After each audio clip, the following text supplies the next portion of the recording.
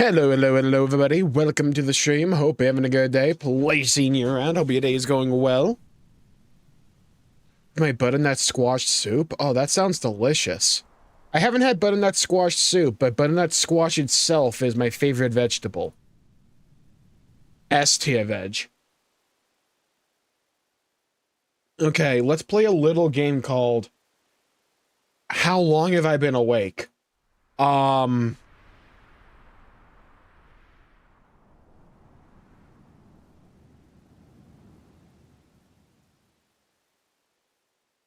21 hours. So, today is going to be extra special. Who knows?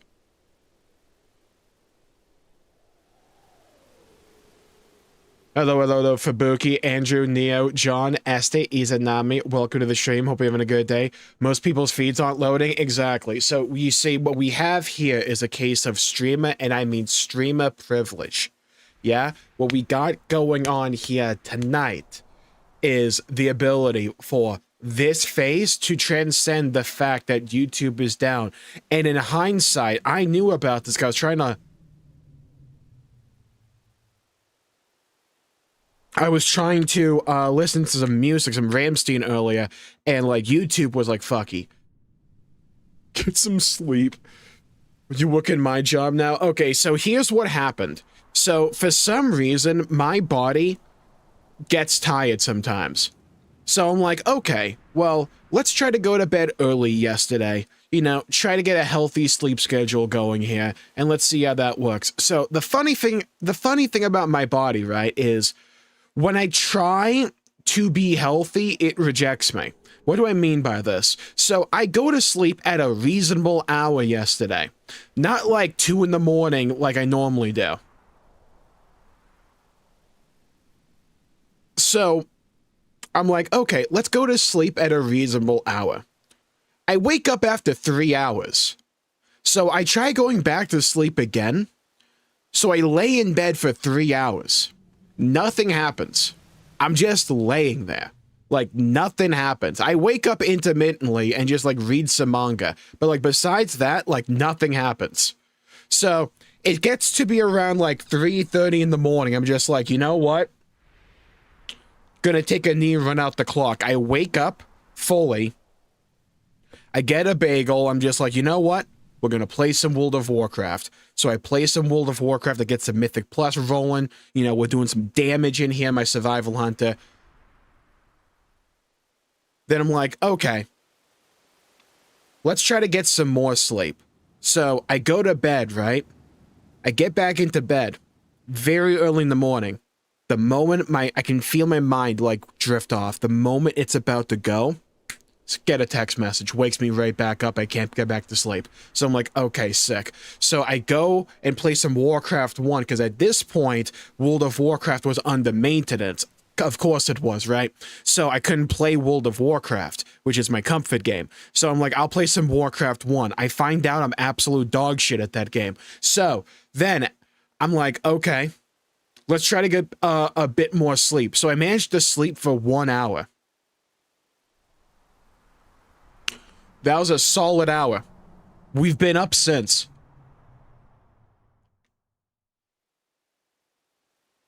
Pulled up footage of Concord? Wait, Fabuki, that's the forbidden strategy. I haven't thought of that. If I need to fall asleep, just watch footage of Concord. Might be the biggest brain play I've ever seen. Shout out your recent video doing well, by the way. Yeah, that video's doing insane. It's starting to slow down now.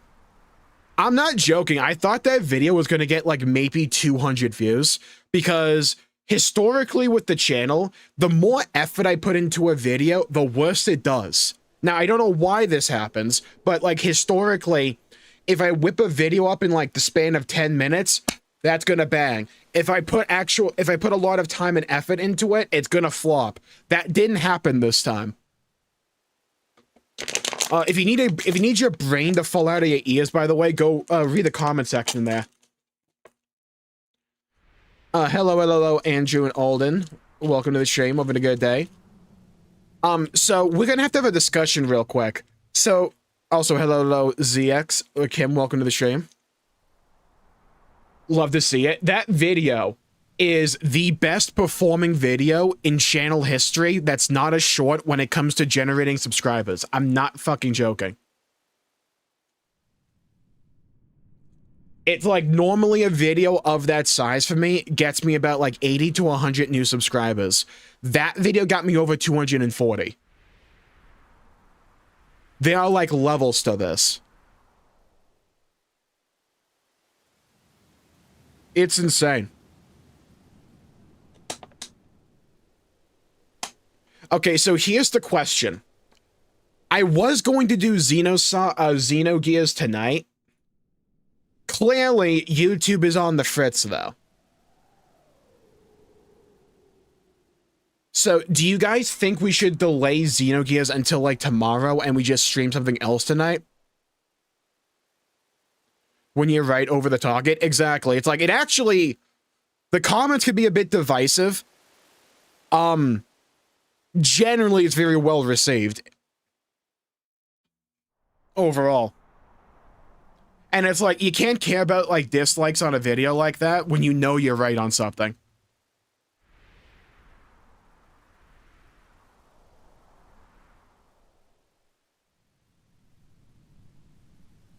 Yes, okay. So... Okay, so here's the thing. I'll change the title of the stream.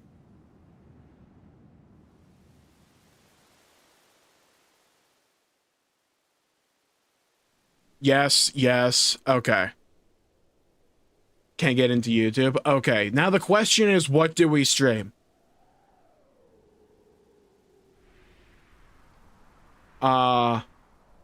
Shit. I don't think I have a thumbnail ready for a lot of other things. Let me see, what do we got?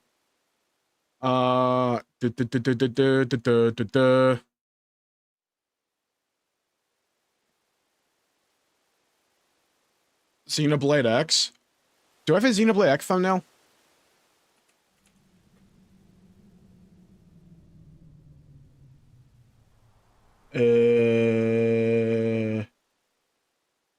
He's Combat, I don't own it.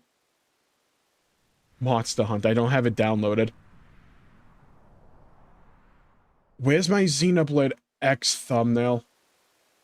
Oh, there it is.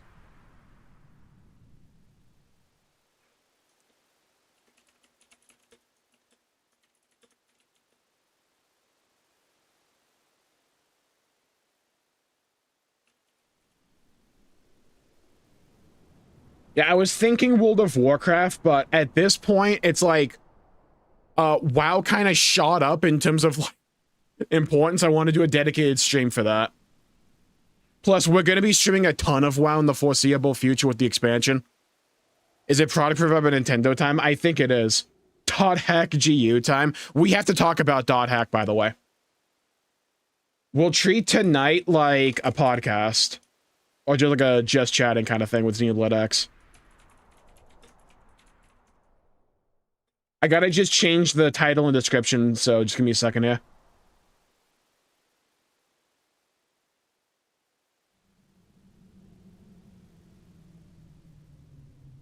Okay, I gotta do the same thing with Twitch.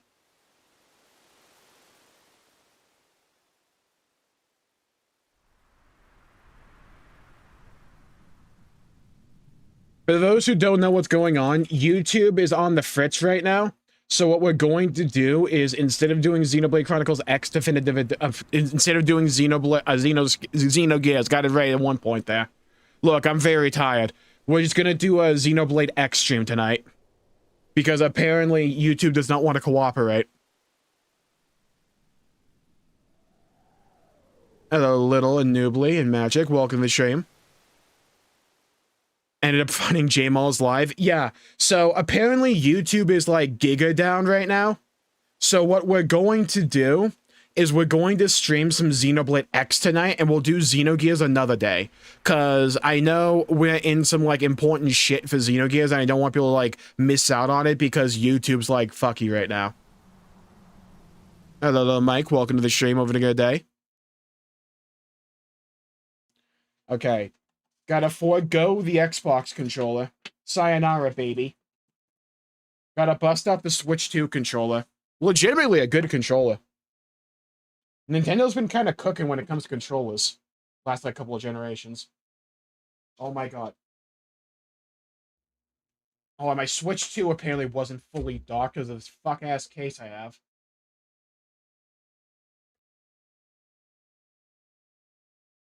Oh my god.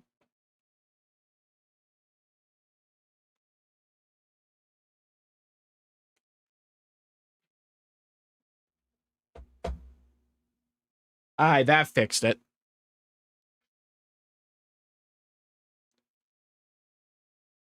Couldn't load shit. Yeah. YouTube's just like on the fritz today, I guess. Hello, Ultimate and Little. Welcome to the stream. Hope you're having a good day.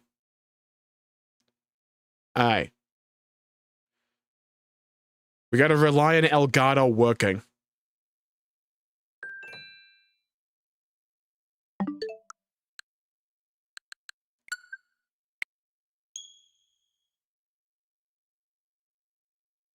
Xenoblade Chronicles 4 Pro Controller Cope, that'd be huge. Alright, it might be working now. Hello, Magic. Welcome to the stream. Hope you have a good day. It's peak. I'm crying. I love it so much. True. Product provided by Nintendo for Xenoblade Chronicles X Definitive Edition. Yeah, I'll keep the disclaimer up there. I think with that, I don't have to say it every hour. But we'll see how that goes.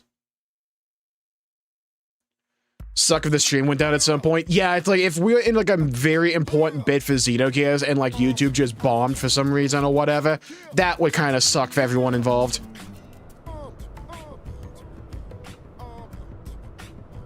Could YouTube be fixed by taking a steel chair to the servers? We should replace everyone with AI. That should definitely solve it. When are you going to do the Half-Life episode? That's a great question, Wayne. I want to. I just don't know when. We should probably bang those out soon.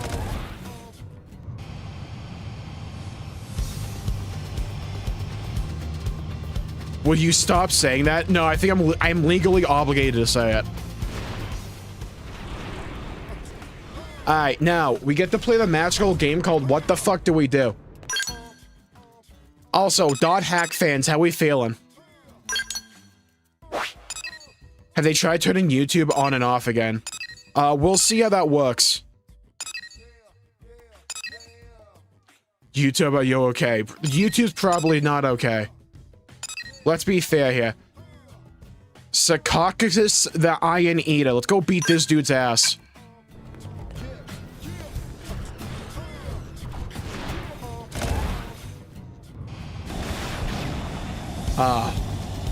Oh yeah, pump the song into my veins. I hope the game audio's not too loud. That should be better. Yeah, the curse of OBS being on the fritz transferred over to YouTube itself.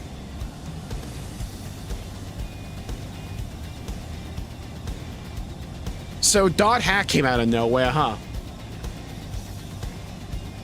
There's like a part of my mind that says what is happening with .hack is probably a unique circumstance. There's also the hope in my mind where it's just like, could we have the same thing happen like Xenosaga? Waiting to find out all of our info has been stolen. Look, if they really want to find out what anime I watch, they can find out.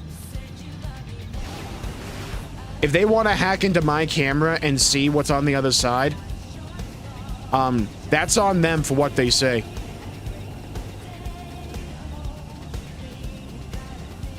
Of the first game series, they said it's a complete new game. I think it was said that it's like in 10 years or something. It's basically a reboot. I don't know. Actually, I think that may have been like a... The hell was the map button again? That might have been misinfo. I think they intend for the new... What's happening with Hack? It's coming back. There's a new .hack game coming out. So what happened was... Circuit City 2, whatever the fuck the name of the studio is, they got a deal going with Bandai Namco where they're now in charge of publishing, marketing, and selling .hack for the next game. So Bandai Namco just said, yeah, you guys can handle it, but you guys have to handle all of it. Hello, Solarian and Crimson. Welcome to the stream. Table about you. Any chance of getting a remaster of the first saga of .hack? I feel like it would probably entirely depend upon how this game does. Like, if the next .hack game that comes out just, like, bangs, as a company, right? Especially when you take a risk like that, chances are, in my opinion, it would just be good business to capitalize on that.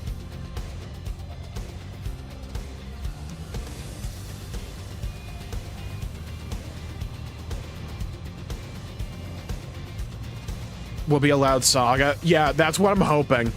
Is that they can get a deal going with like Monolith and Nintendo for Saga. It does raise an interesting question about that leak we had with the voice actor for Cosmos coming back for a Xenoblade Chronicles game for 2026. That raised some interesting questions now when we view it alongside what's going on with .hack. Now, I still kind of fall back to what I pointed out in the video on that leak, where it's like, bit weird if it was going to be Xenosaga for the listing to be Xenoblade, unless they rename it like Xenoblade Chronicles a Saga, or like Xenosaga a Xenoblade Chronicles Tale, or something like that. Hello, Gambino. Welcome to the stream. At that date now. Yeah, I know 4 of the .hack games are readily accessible with like a remaster or something. But it's like the original 4 that are really hard to come by, right?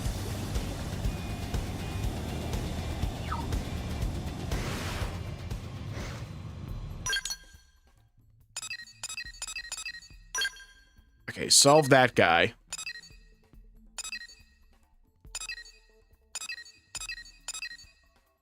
Have I not fought Eli? Let's go fight this jabroni.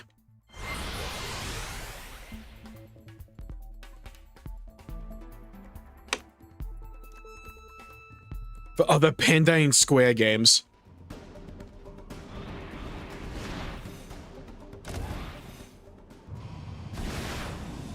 First hack games are crazy valuable. Gotcha. Xenosaga Blade Chronicles. Yeah, it could be something like they call it Xenoblade Chronicles Saga. Or like a saga of Xenoblade Chronicles. There's like ways I can mess with the name to bring it back. Because it's like, it kind of goes back to what we discussed back when Xenoblade Chronicles 3 and X were first coming out, right? Definitive Edition. Where it's like, well, what do they call the next game? And some people are like, well, maybe they get rid of the name Xenoblade Chronicles and they go for like something else and like just like tongue-in-cheek or like maybe Xenogun or something. Or they just change the naming structure. I don't think that's going to be the case. I think they at least keep the name Xenoblade. Just pure brand recognition. Hello, Bruno and Starcat. Welcome to the stream. Having a good day. So much already. Yeah, me too. It's so good. Trying to remember the controls is like trying to remember the encyclopedia from memory. But playing the game is like riding a bike. Or just Xenoverse Chronicles. I don't think so. Because for me, I feel like the most name recognition is in the Xenoblade part of the name, not the Chronicles bit. Plus, I think the Chronicles bit is just a localization thing. The Japanese is just Xenoblade.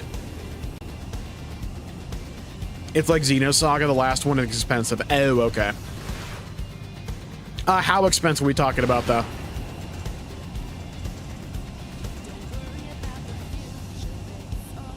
The rest are a good price. Okay.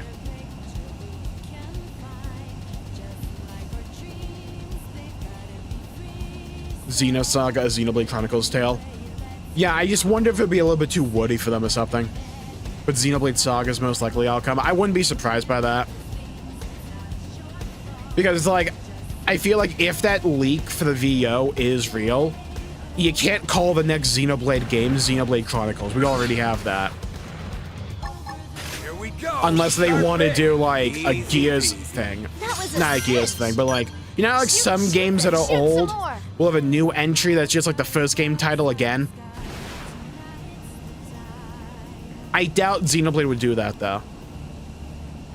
Hello, cool dog. Welcome to the stream. Like 300? Oh, okay, so it's like Saga 3.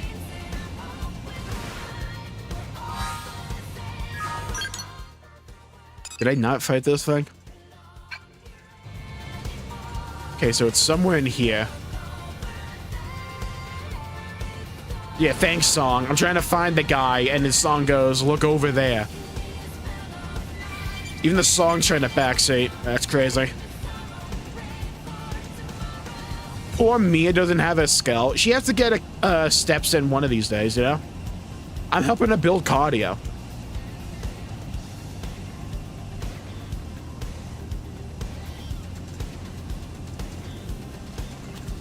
Ooh, salvage thing.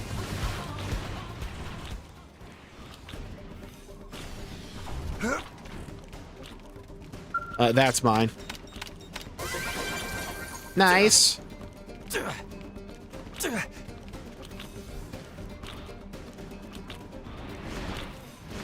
Alright, I'm going to find this freaking beastie.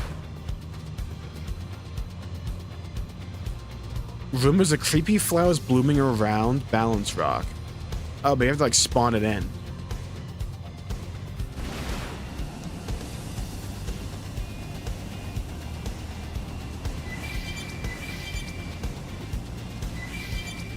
Hello, games. Welcome to the stream.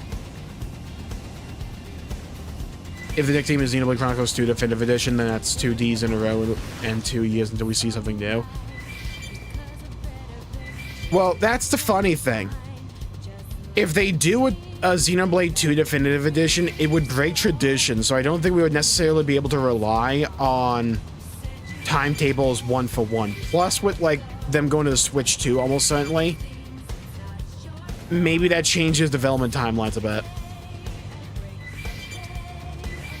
A lot is in the air right now.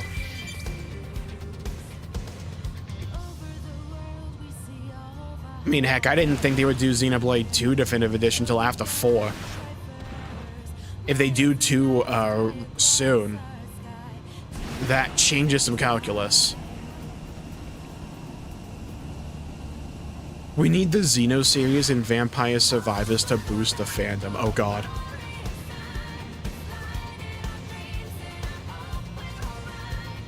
Soul owned by Nintendo. Look, you provide me Xeno, I'll do nasty things for you. Absolutely rancid things. Diabolical things. Some obtuse things.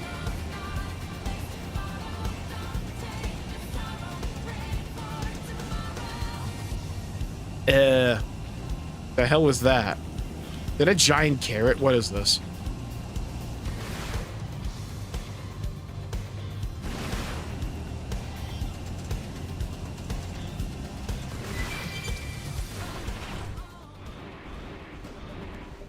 Of creepy flowers blooming around Oblivia's Balance Rock.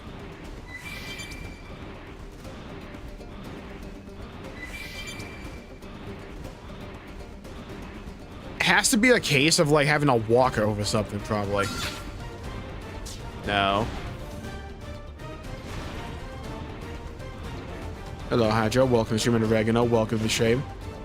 Finally playing a good game, FF10. Nice. To release it on Switch 1. I feel like they have to just for sales numbers. From a purely selfish point of view, I don't want them to be reliant on Switch 1 hardware. But it's not going to sell many copies if they don't put on Switch 1. That's just kind of the reality right now.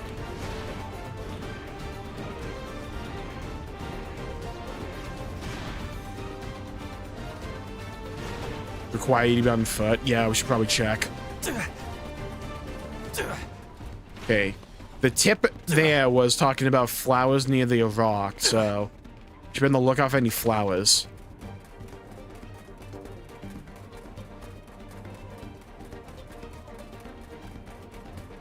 Yeah, that's my way of thinking as well. Xenoblade 2, when it comes to the definitive edition, Xenoblade 2 is a finished story.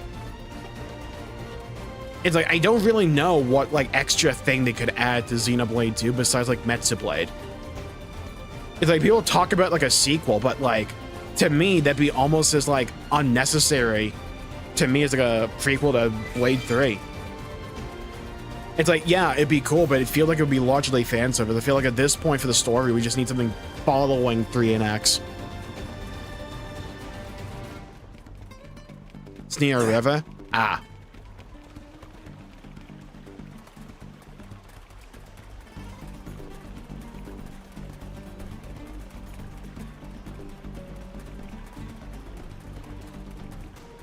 Or the thing? No, it says it's available always. I probably just have to, like, walk over something to trigger at the spawn.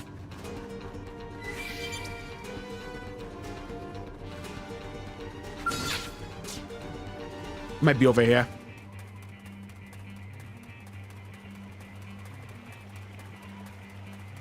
Congrats, Hydro. Ah, here it is. It didn't have to be like this. Ghost Walker, start big.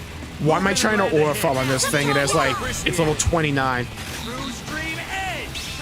Look at that. Follow up with melee attack. Yeah, just end it. There we go. Easy dub for your boy.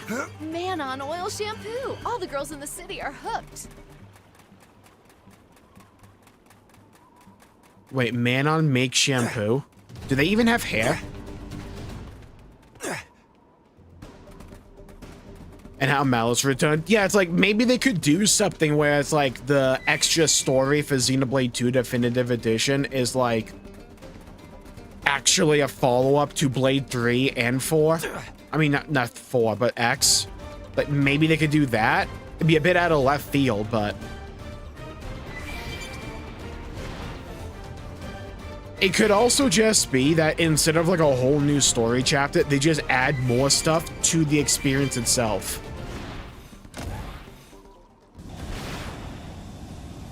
So it's like more Blade Quest, maybe more Heart-to-Hearts, maybe like flesh out the story a bit more with like an additional chapter for like context. I don't even know 2 actually needs that at all.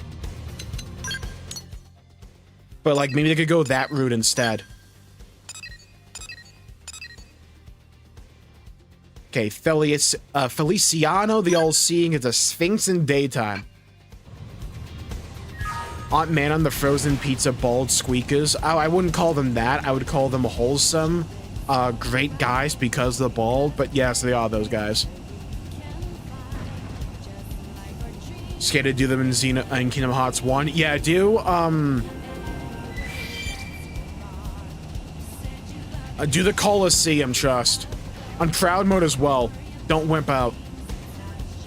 Finally getting an MSG4 port. Yeah. It's like the stars are aligning for a lot of other series with getting things that were thought to be pipe dreams. Metal Gear Solid is finally getting Metal Gear Solid 4. Dot Hack is actually coming back. Xenoblade, Halo fans are still on life support.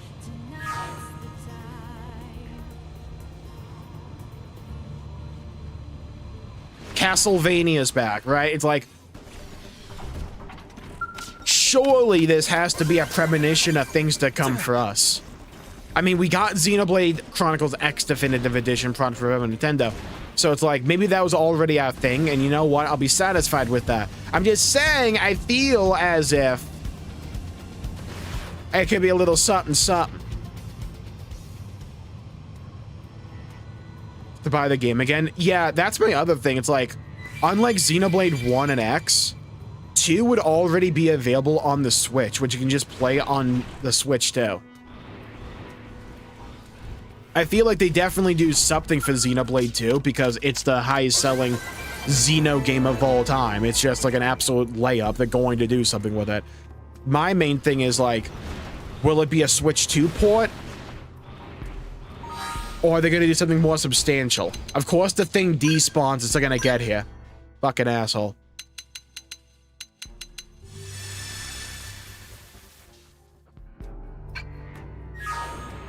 Make it out to me. I have no idea. I kind of want to try it.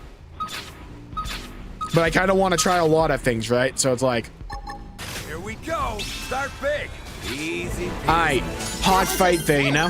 They're off guard. Kind of difficult. I'm glad we were able to focus up, get him down, came down to the wire.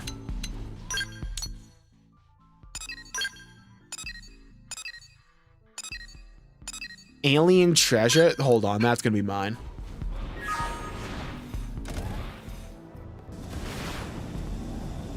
I have heard of Dot Hack because as we were going through Xenosaga, a bunch of people kept telling me about Dot Hack. So that's how I found out about it.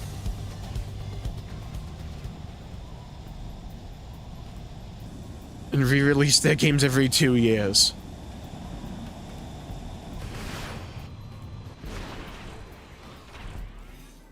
Please book it. It's best of luck. Just a tiny bit of overkill there. Just a little bit, but... You know, the problems are when you underkill, not overkill. Overkill is great. Hey, but I didn't want to fight. Punch Andy, first. exactly. Ask questions later. You were asking for this. Now it's my turn. This is it. When has overkilling anything ever been a problem when you think about it, I'm right? doing good. Take this. Your turn to land it. Deploying field. We've got the edge. Okay, that guy got deleted. Do the sound effect for that. Whale. Output at max. Come on. Agni Gatling. I got skill and riz. Here we go. Okay, so I'm glad I'm fighting the entire encampment here, by the way. You're in my sights. I'm just trying to loot this one thing. Follow up with melee attacks. This is wearing me down. Watch me lay into him. I'm not gonna make it. Lay down some cover fire. Bro's in another quadrant trying to fight. Chakra Where'd the elf come time. from? Violent streak. This is it. Nice. Move in and do some damage. Block this. Here, hold this. Die.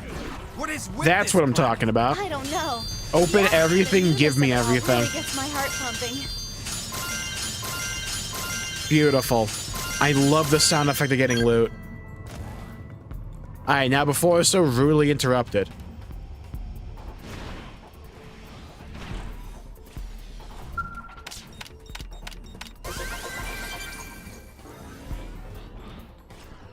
I mean, I kind of know the premise of Dot Hack. It feels like it'd be up my alley. I like the first bit of SAO. At least until they got to, like, the gun one. That's when I dropped SAO, personally.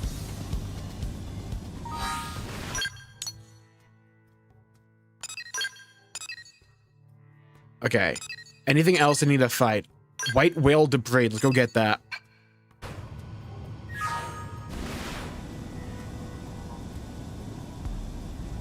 The future for Xeno is interesting.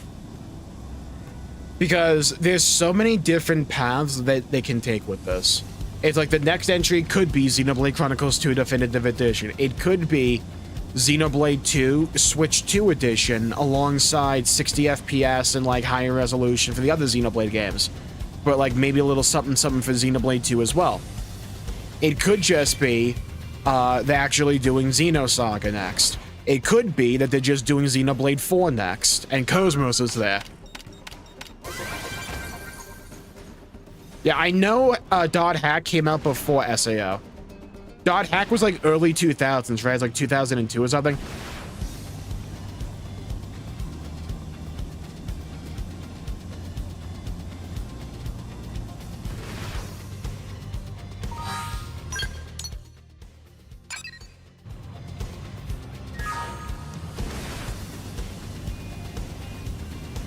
It's like the future for Xenoblade in terms of like what comes next is really out there. It is interesting because who knows what we actually get. The funny thing with the voice actor leak is, didn't something similar happen for Xenoblade 3?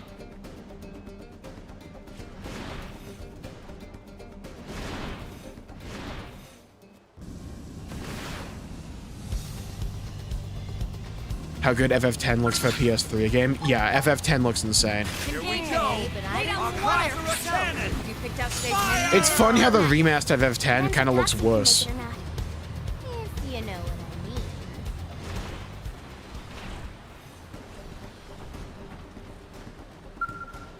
From the real world? Ah.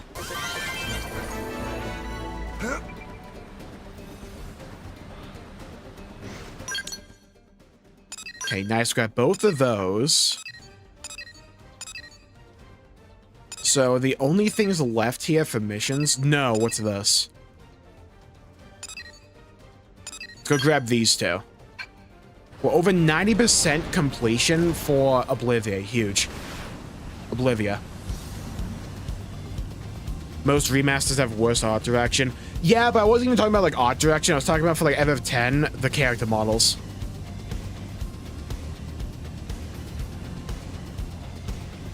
Like the facial expressions just look worse than the remake, funnily enough.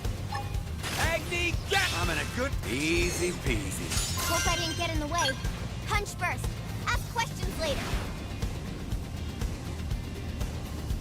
Has there been a change in that since? I haven't checked. I did cover that when it happened. But I haven't checked the website since. I mean... It's not like Nintendo and Bandai haven't worked before, right? It's not like some kind of far out there theory. It's like they credited Bandai Namco for Xenoblade Chronicles 3 Future Redeemed. Because they just name-dropped Dmitry Yuriev and also Vector Industries. It's not like some weird out there thing. Also, I can't tell if I hear this on Twitter and it's actually true or not. Is it true that, like, Monolith owned Cosmos? I keep hearing, like, conflicting things about this. Not Saga itself, but Cosmos specifically. Does anyone know if that's just bullshit? Because it smells like bullshit to me. This and DK Bonanza, same. Bonanza's so good. Hey, Here we but go. I didn't want to down. This game's just fun as well. Nice one, guys. Does anyone know if there's a new game plus mode for Blade X? Never kind of bothered to check. Kind of want Saga to come back as an M-rated title. Honestly, same. I don't know if they would pull the trigger on it, but I would like to see it come back as an M-rated title, just like don't censor anything.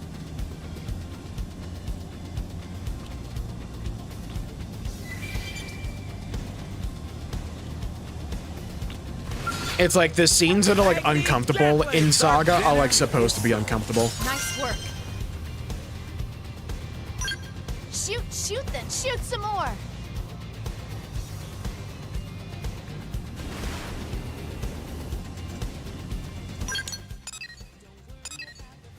We need the indigent nest. Is that skull skating? Kinda, yeah. Just Ares 90s things. This is the optimal way, by the way, to move around a whole, like, chunk of metal, steel, weaponry, gunpowder, awesomeness. Bandai owned Cosmos. Okay, cool, thank you. That's what I thought as well, but I keep hearing conflicting things on that.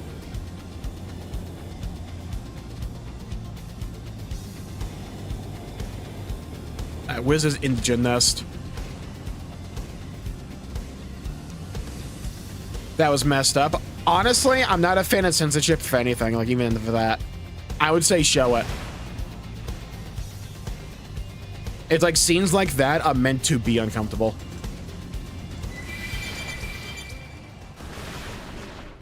Maybe have it like a toggle in the options if you want like the uncensored version, like the censored version. But provide at least the uncensored version, at least. Though, honestly, funnily enough, when we compared, like, the NA version compared to the Japanese version, it's like they were both disturbing in their own ways. They actually kind of had a good balance with that.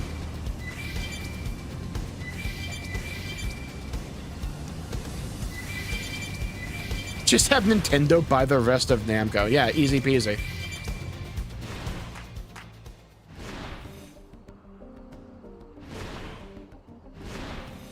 I think a big problem with a lot of like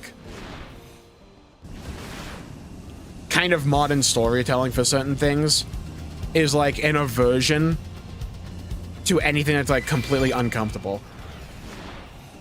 Whereas some things like overly rely on it. It's like you either get one end of the spectrum or the other.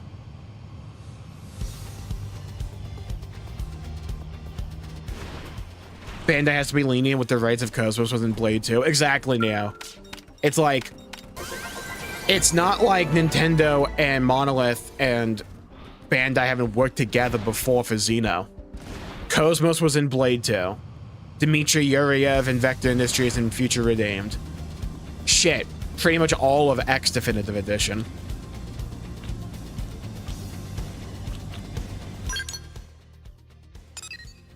Okay, there's an Indigen nest.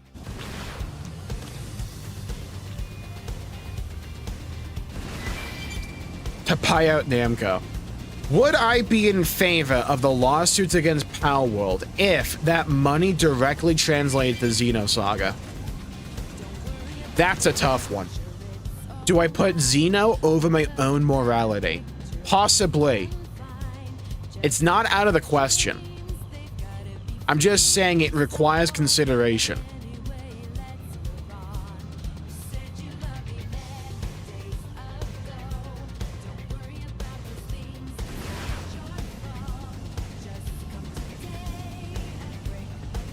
Does Momo get until 3, where she eats the curse to Shion? Yeah.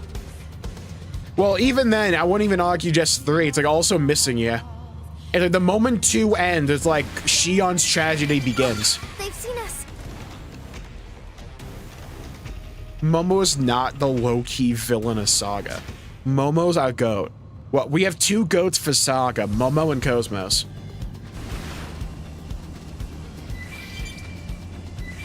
I mean, if they do bring back Saga, I'll take anything at this point, but I would love it if they could redo the art styles for Saga 1 and 2 to be like 3. That would be perfection for me.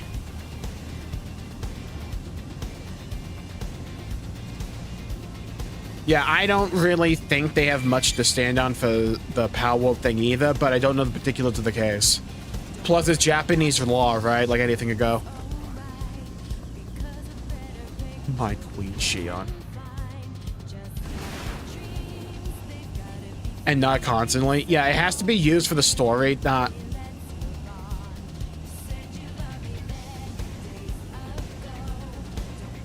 I don't mind having things that exist just for shock value. I would say for the storytelling of Saga, keep it.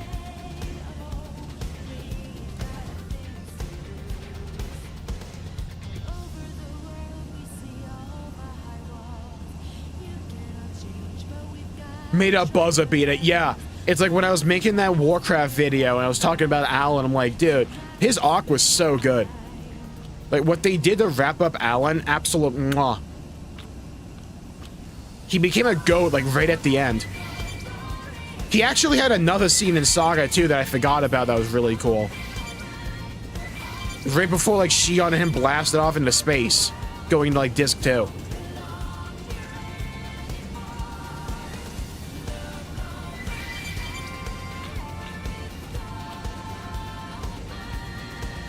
Bro, where is this Indigen nest? This shit has to be somewhere.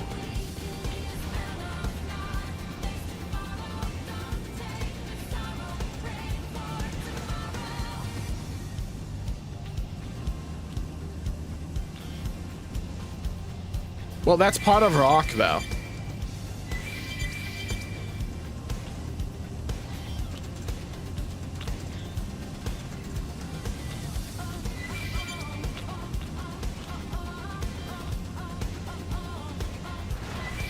Well, I'm going Rambo, yeah.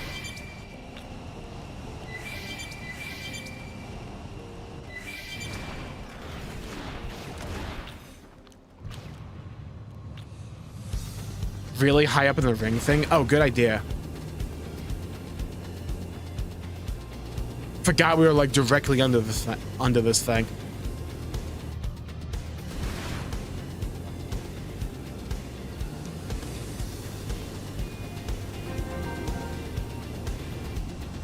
I not have that? Ah, there it is. Okay, so it wasn't popping up because we weren't at the right altitude. Okay, sick. Ah, there you are. Locked my ass.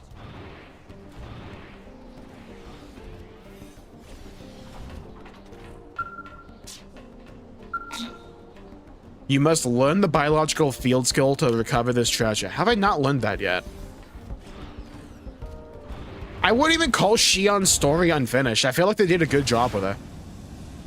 I would argue she was a bit light in like Saga 2 because they shifted the focus primarily like Junia and Momo. But I don't even necessarily mind that. I feel like they did plenty with her.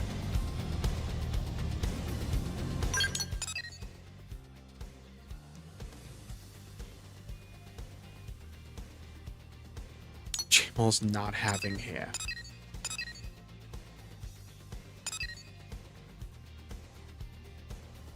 Off the record mission? Did I? Which one was that? Was that the one with the cat boy?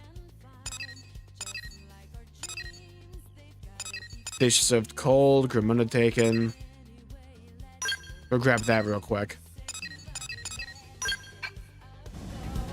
Oh, I know the one you're talking about. That was the one that unlocked the field skill. I guess I didn't. We should go back and check. I should probably get those done.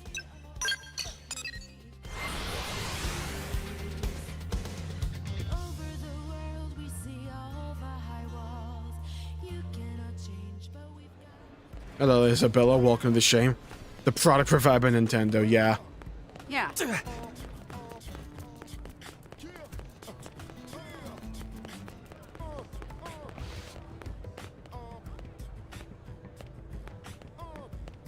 Alright, we could step over that. We're just like embarrassing myself in front of the rest of the party there.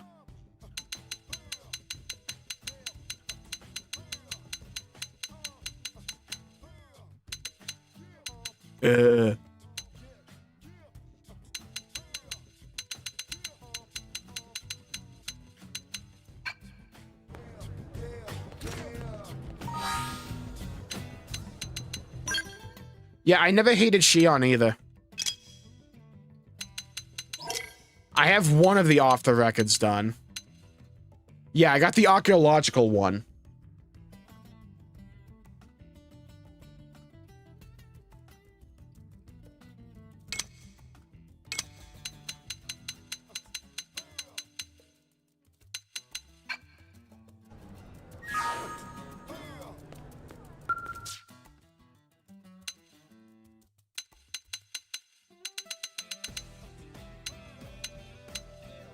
Is there like a way to refresh these or?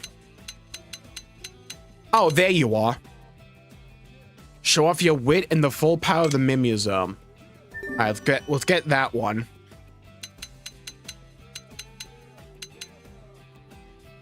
All right. I think that's probably biological.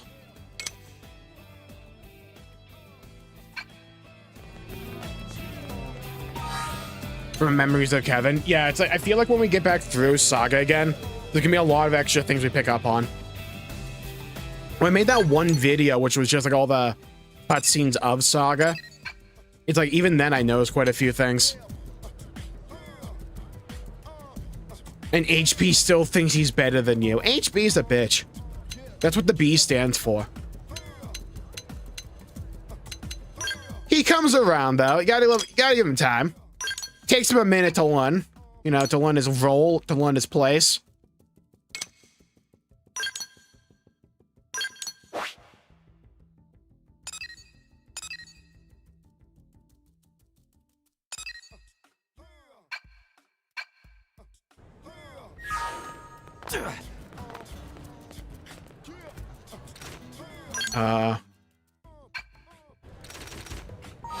Oh my god. Okay, in Nest Behind Rock at a Primal Lake, quiet lady's ichor thy lust will slake.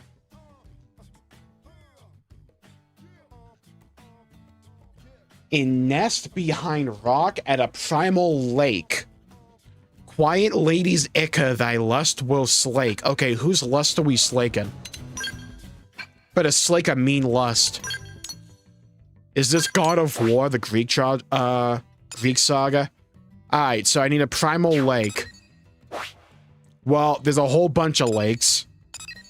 This looks primal to me. HB is not better than Lynn. What kind of blaspheme am I looking at in my chat right now?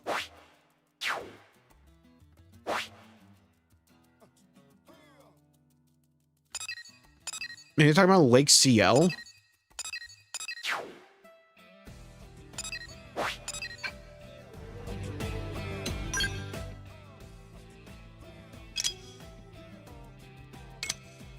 In a nest behind rock at a primal lake.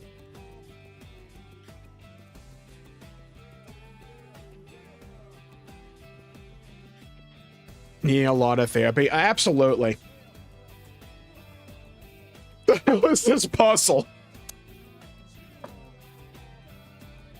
We'll figure it out together. Don your berets, your caps, and your corn pipes.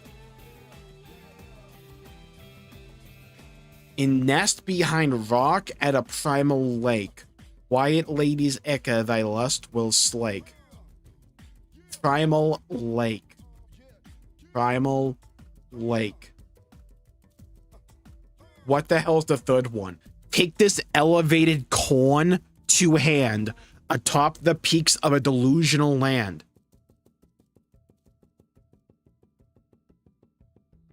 Soar deep into the skies and seek the forgotten land's ultimate peak. Well, we're already playing Xenoblade X.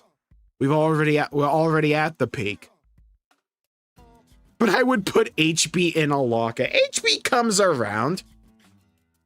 You know who else is one of my favorites now? Murderous. I'll be a Murderous defender. To finish tonight. Oh, good luck.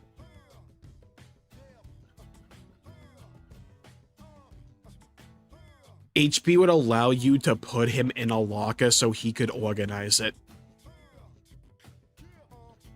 Oh, I love this delicious slander. If you all want an actual hot take, I'll give you one. I think Tatsu is a top 2 no pawn in the verse. Like, I'll take Tatsu over Riki and Riku. And Manana. I only have Tora above him. I'll take my wholesome little potato.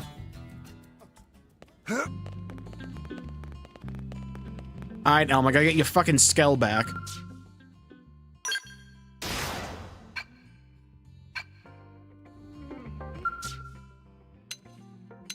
Oh, so we gotta give Mia a skull.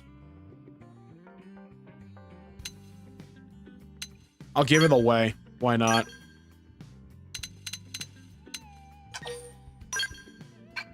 You can have that. Murderous all day, every day. Thank you. Finally, someone gets me.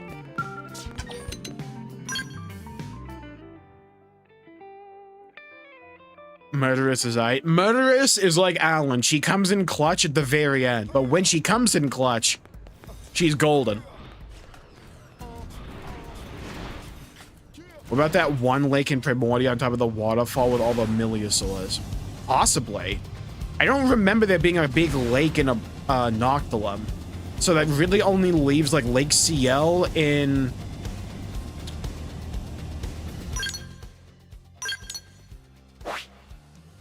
Silverloom, like right here. It's probably not that. There's a few lakes here, like Basil. There's a King's Fall here.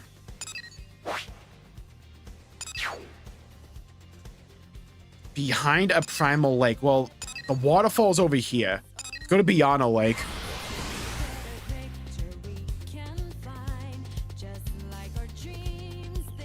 When you said you liked the color red, you really meant it.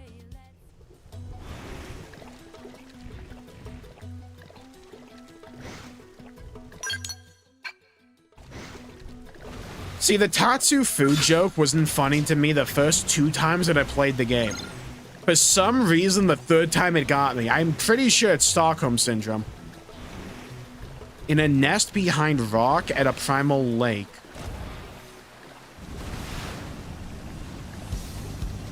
What Nopon wrote this code? I need to find a rock. I'm in a good, easy. Okay, dust that, dude. Nice work. They're off guard. Stagger them with a melee attack.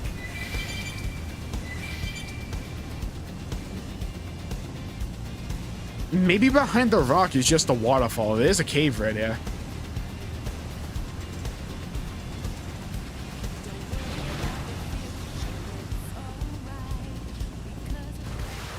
It's a pretty sizable cave, though.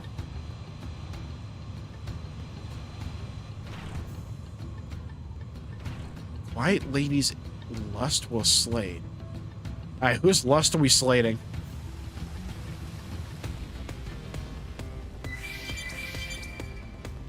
But I like the character. Yeah, I find Tatsu and Lin's like dynamic just be really wholesome.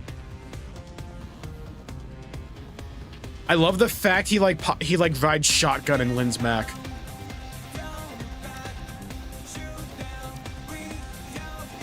Hello, Reboot. Welcome to the stream. Any game that has nothing behind a waterfall is an automatic 0 out of 10 for me. Damn. How long are the dot hack games? I know the RPGs, but like, how long are they typically?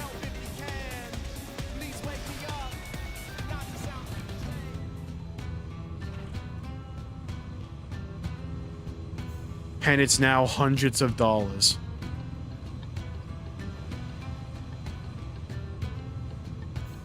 Wait. There's a yellow doodad over here. Might be what I'm looking for.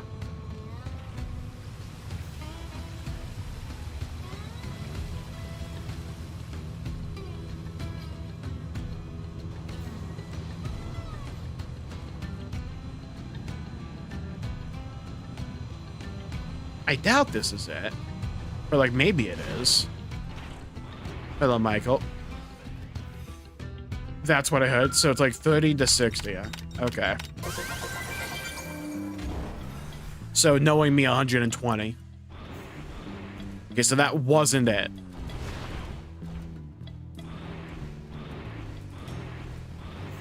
These games were shat out once a year. Weren't you like supposed to watch the anime like side by side or something? It was a multimedia franchise, I know that.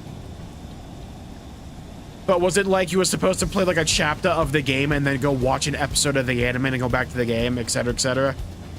Was it like that kind of deal, or was it just like play this game then watch this season, then play this game then watch this other season?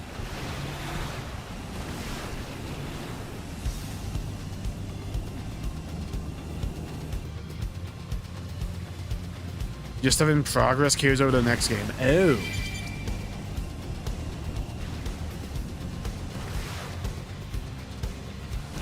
Oh, so it's kind of like an MMO in that way. So like each entry is like a new expansion.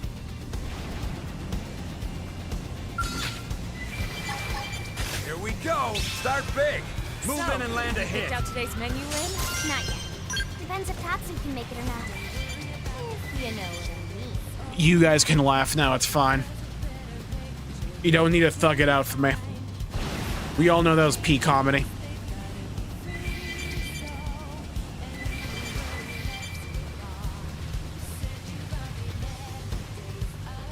I'm an idiot. I should just look this up.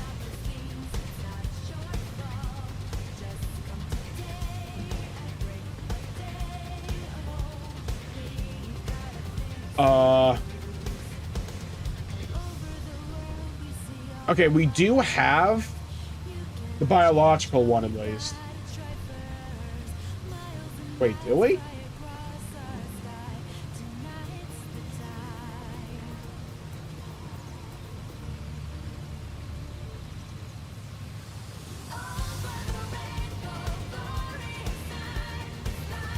Andrea the Famished Hunter. Oh, we're in the wrong zone. We have to go to Silverloom.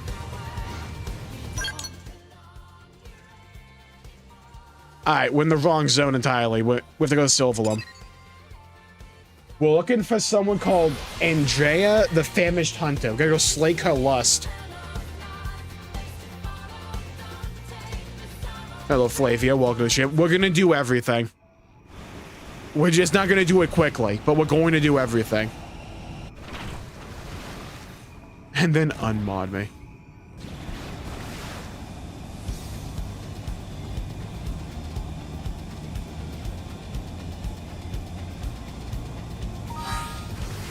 Alright, now where would Andrea be? Hello, Muckman. Welcome to the stream.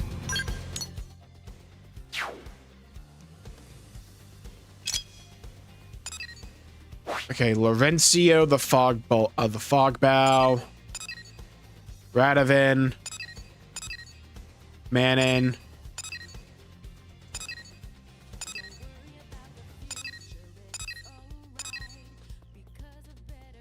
Andrea, the famished hunter. Near site 402. 4-5. There's a logic to these sites. I'll never learn it. That's 401, because naturally.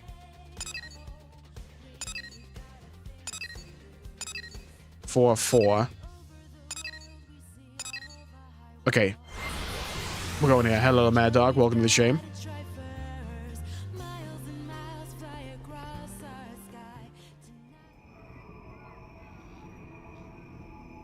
Yeah, Silverloom is so good. What the hell is this? Hey, there she is! Look at that prey coming to us. Here, hold this. I'm in a good position. Hey, catch that. What is with this planet? Well, there's no shortage of thrills, that's for sure. They're off guard. Stagger them with Did a we melee not attack. say Coalesced? Am I looking at the wrong objective?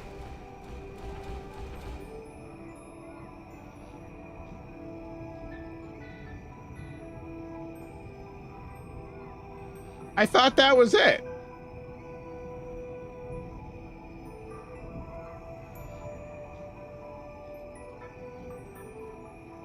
Oh, I'm looking at the wrong fucking quest. This is the other one. Man. So we have the mechanical one, huh? Yep. Okay, sick.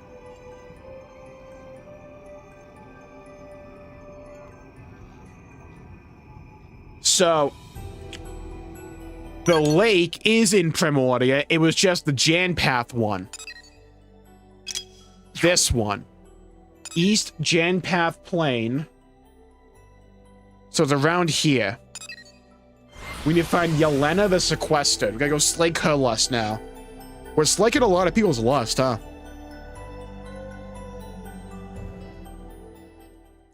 Still missing all the craft. Alright, now, where Yelena at? Where you at, go? Come out so we can slake your lust.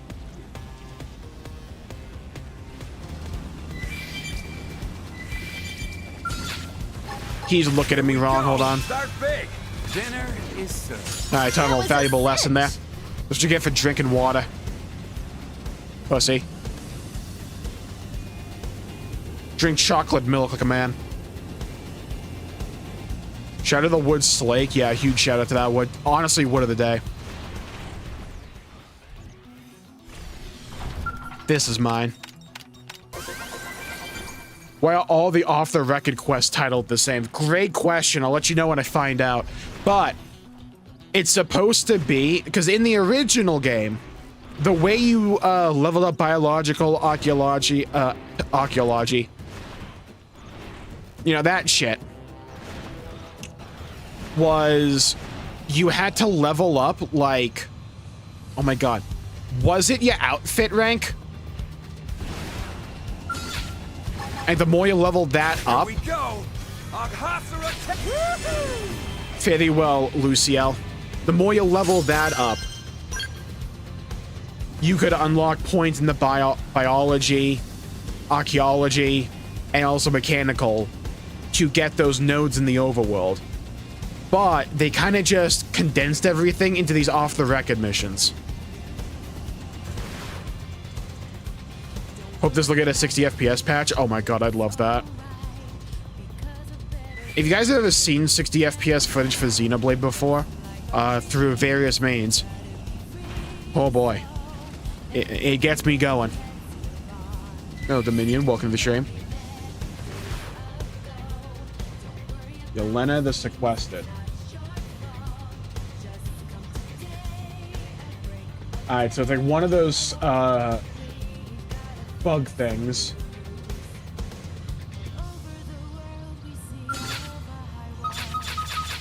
It's one of these Skerpos.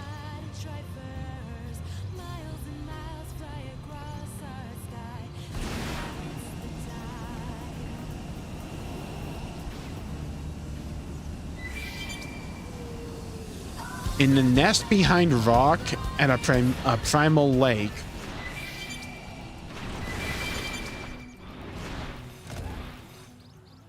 Your scale looks like Weltol's inversion, kind of. Wait a minute.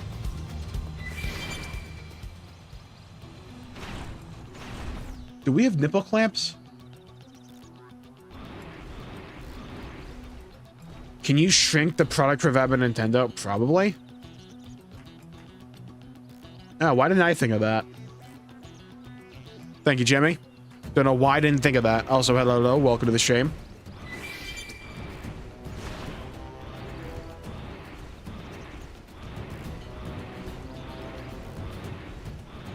If I did stuff in the wrong direction. Yeah, I don't mind the change they made here. I mean, I agree with the criticism that it makes, like, your actual outfit, like your Blade outfit, a bit irrelevant, because it is. But I think it makes the overall gameplay flow a bit smooth and better.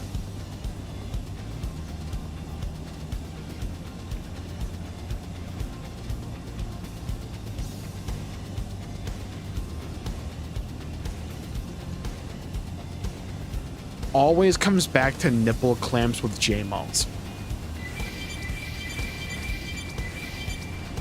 Like, I can't help but that's how they designed Weltol.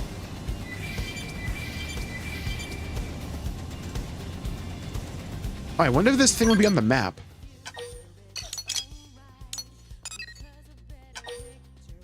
No. Where the f...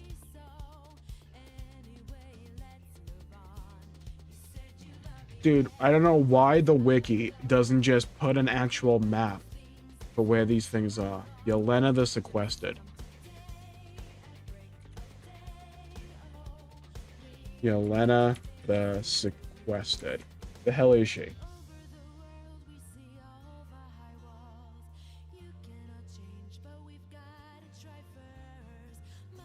Click.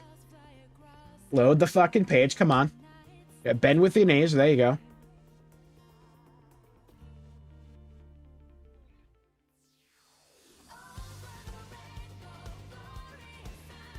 Okay, 23.6, 10.47. 23. 10 point... No. It's like over here.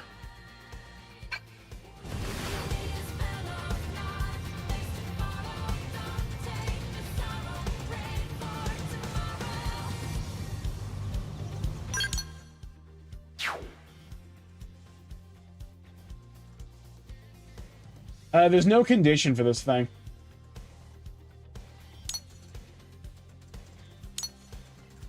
Okay. 23.6, we're basically there. Alright, we're basically on top of it. So it spawns around here. There it is. It was on the fucking ceiling, the bitch. Give me slick your lust real quick. Yeah, there you go. You're welcome. And I do what I can. You were at, don't forget about the rest. Take the fight to them. Oh, hello, Shamu. Follow me. Fire with everything I've got. Vodka flail. It's working. Chakra time. Use melee attacks. Freaking white whale. I feel like Natsuki Super. That's one objective done. Oh, okay, so the connection just fell through there for some reason. Hello, Star. Welcome to the stream. Dot hack might come back. Nothing might about it. They announced this. They announced a new game. It's confirmed by them.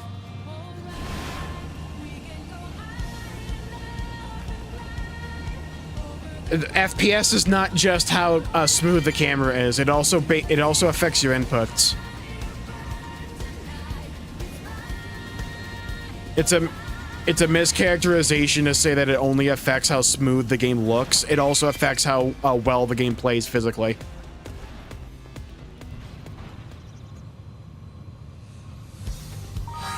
Okay, well, we have one objective done now. Soar deep into the skies and seek the Forgotten Land's ultimate peak. Mount Edge Peak in Oblivia must be discovered. It is northeast of FN Site 315. Okay, fair enough. So northeast. East? I thought you said west.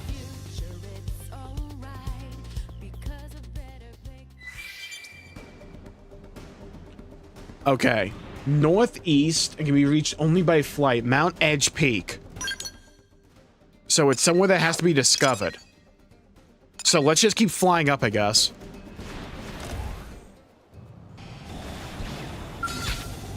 Also, let's kill this whale for the lulz. Hold on. I like the little magical trailer that's leaving off. They're off guard. Stagger them with a melee attack. Hello, Tariq. Welcome to the stream. Yeah, I'll probably try it out when it comes out. I know a lot of people are excited for it.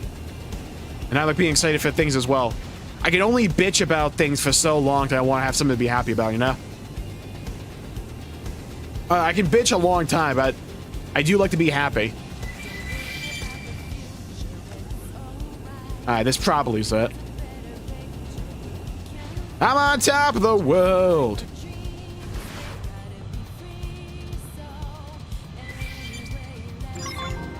Mount Edge Peak. Okay, that's the peak and that's the objective. Sick.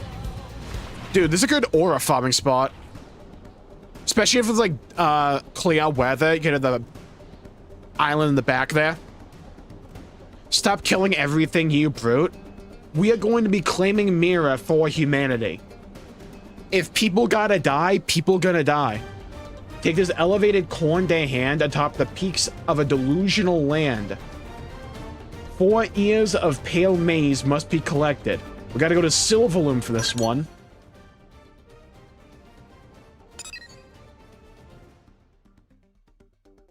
Highest spawn rate at night. Reached on foot via walkway above FN Site 416.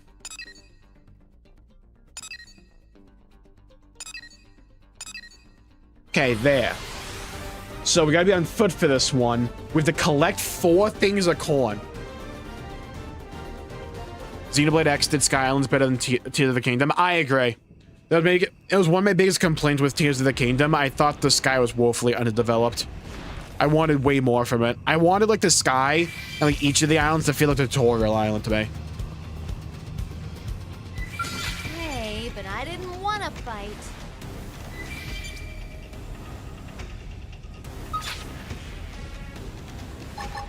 Here we go. Start big. Oh, I just noticed something. We're just gonna go right on back to the barracks real quick. You may be asking, Jmulls, why are we leaving when we just got there? So I just looked at my fuel and we're pumping hopes and prayer right now. Let's just refuel real quick.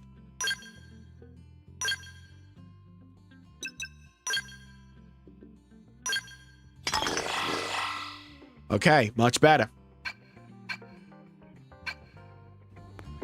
Yeah, we have to get him 4 cobs of corn, basically.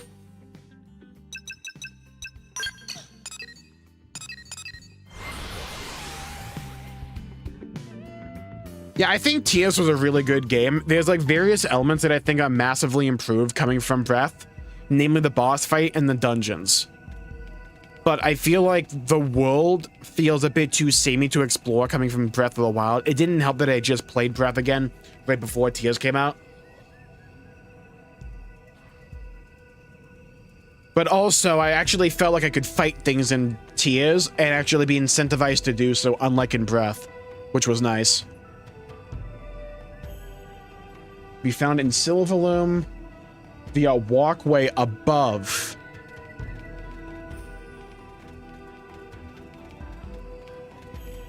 There's a walkway above us. That's not it.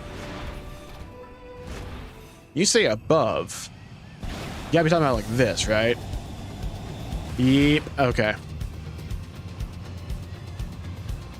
We need 4 ears of pale maize.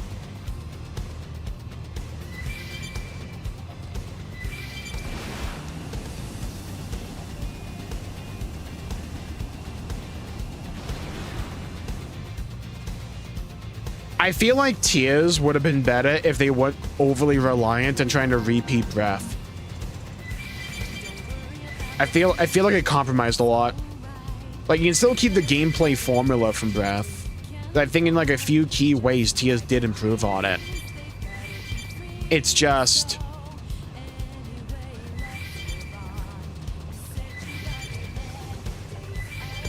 I think being overly reliant and being basically just Breath again held it back, namely in the story department, but also in like the world. I do think it was an interesting way to retool the same world, basically, by having things like Ultra Hand. I thought that was pretty cool, especially like constructing all those various machines.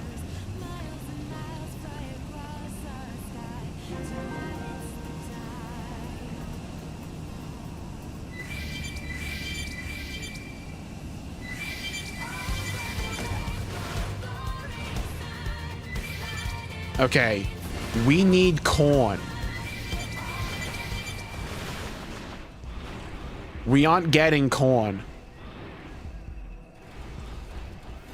Hello, Zenida. Welcome to the stream. Isn't singing this song? I'm surprised. I have to keep you guessing, you know? I can't be too predictable. You never know what you're gonna get with one of these streams. I can tell you what this guy's about to get. A laser beam to the knee. Fire! I like how we said fire 15 seconds after we killed the thing.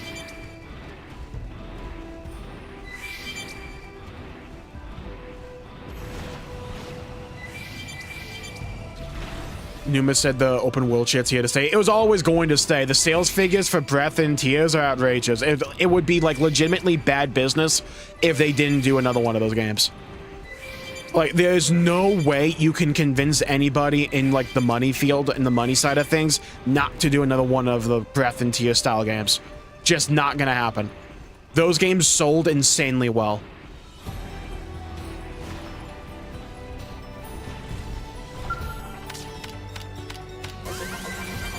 It's like making it into the MLB and then you're like, you know what? What we're going to do instead? I'm gonna go sell frozen yogurt down by the bridge. It's like, some people may like frozen yogurt, but like, it's far more lucrative to be in the MLB. Insanely well on the Switch? Yeah, but like especially Breath and Tears. It's like the sales figures for those games are insane for the series.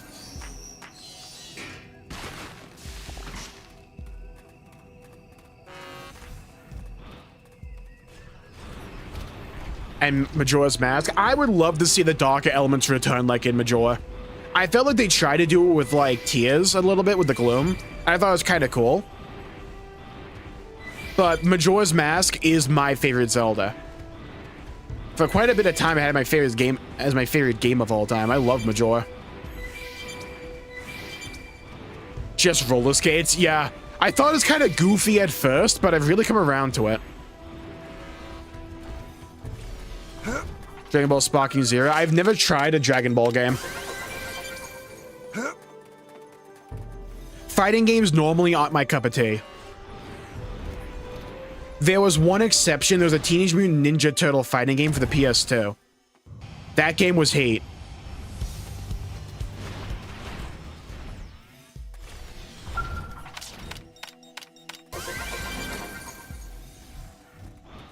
I haven't fully played Link to the Past, but I played Link Between Worlds, and I love that game as well.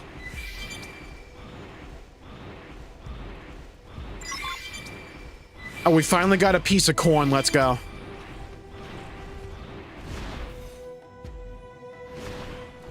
Well, I feel like the problems that Tia's had are very easily rectifiable.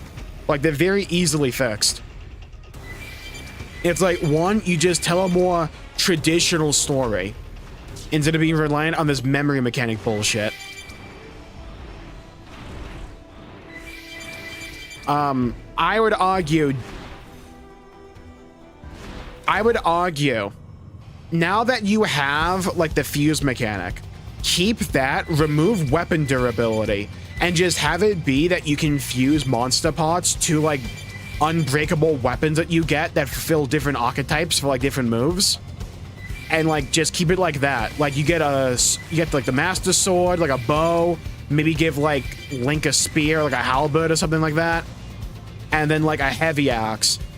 And you can swap between those 4 weapon archetypes at your leisure with, like, the D-pad or something. But, like, you can just, like, slap on a monster part to modify what that weapon does, but it doesn't break. You gotta go something along those lines, I feel. And real dungeons. Yeah, it's like you can easily incorporate those elements into the tier structure. It's just a matter of they have to feel like they have to be convinced not to do everything one for one with breath. They're off guard. Man on oil shampoo. All the girls in the city are hooked. I agree the game isn't that difficult, Noodles. The problem with breakable weapons, at least in Breath, was that it de-incentivized actually engaging with the encounters in the overworld. I'd argue this wasn't the case in Tears because of the fusion system. But I never felt good about myself engaging with combat in Breath because I was mostly walking out of it a net negative. Not always, but a lot of times I would go into combat feeling as if I was going to go out of it worse off. Even if it wasn't always the case. And I don't think that's like, for an open world game, you have to have a bit of balance for that. Hello, Wayne. Welcome to the stream. Yeah, YouTube's a bit fucky tonight, so we're streaming some Xenoblade X. Product forever, Nintendo.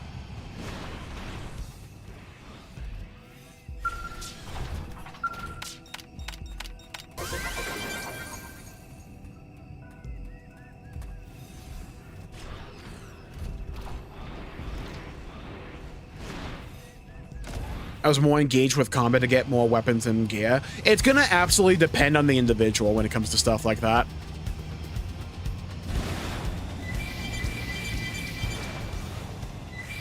I think maybe like a better way to put it would be it made you really pick your battles instead of feeling like you can like... Instead of feeling like every situation that has combat, a lot of the times you had to just like pick your battles. And I think for like quite a few people out there, that kind of turned them off. Whether or not that's necessarily bad game design, I wouldn't go so far as to say categorically. But I would say I prefer the balance they struck better in Tears compared to Breath. Move in and land a hit.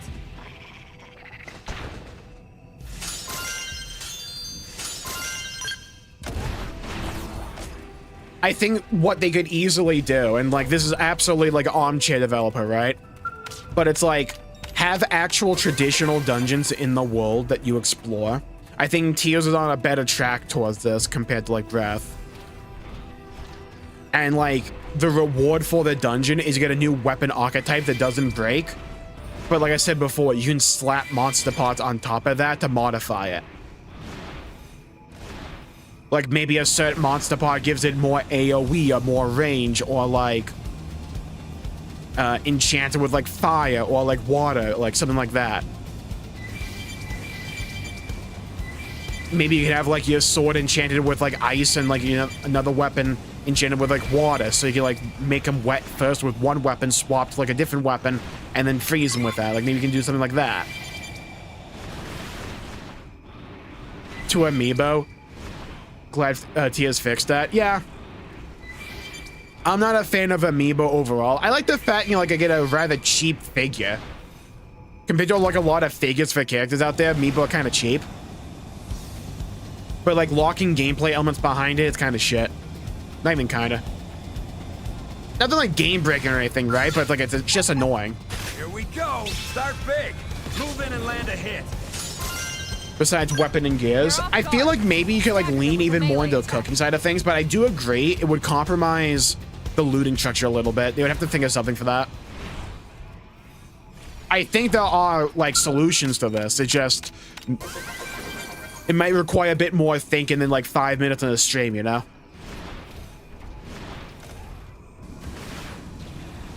But I think there are ways to go about this. I think the main one for me isn't like any of this. It's just the story. I'm tired of like the story being told strictly through memories. The main thing I wanted from Tears was like a story with like Link and Zelda together, and I didn't get that. It's like for me in the Wilds era, the best parts of the narrative were always when Link and Zelda were on the screen at the same time, like in the Breath memories. I wish we had way more of that. So if like when we get to the next game, and even if it's like a new era or whatever the fuck, I hope they rely more on that. Yeah, it's like when I was a kid, it's like Zelda was not my cup of tea because I was a it's like when it came to gaming, it's like I was that stereotypical, you need to tell me exactly where to go and what to do, otherwise I am not figuring it out. Because like when I was a kid and I tried out Ocarina of Time, I got lost in the starter village. I didn't know where to go because I wasn't reading the dialogue. I didn't like reading text in games, so if a game forced me to read, I wasn't doing it. Obviously that has changed as I got older, but like as I was a kid, I was not reading shit. It's like I had Digimon games on my Game Boy as well, but it's like that was my main issue with them. I had to read. I'm just like, I don't want to play a game and read. I liked stories, but I liked voice acting. If I had to read, it was a done deal. I was out. Most of the time. Obviously, besides like things like RuneScape or like an MMO.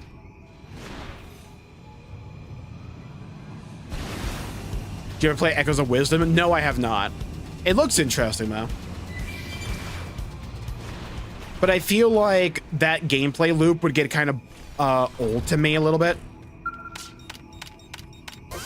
Did you struggle to get the Kokiri sword? It was that, and it was like also right after you got the sword. Because like Ocarina tells you where to go, but I wasn't paying attention. So I was just like walking around the village, like slashing grass the entire time. Not a problem with the game or like anything, right? It was just like, that's just how I interact with games back then. I came back to Ocarina of Time with the 3DS remake, and I loved it. And then I played Majora's Mask, and it became one of my favorite games of all time. And I missed the delete key, don't worry. From not liking reading text to playing Xeno and Trails. Yeah. In suburban glory in a setting sun, the afflicted tell of what's to come.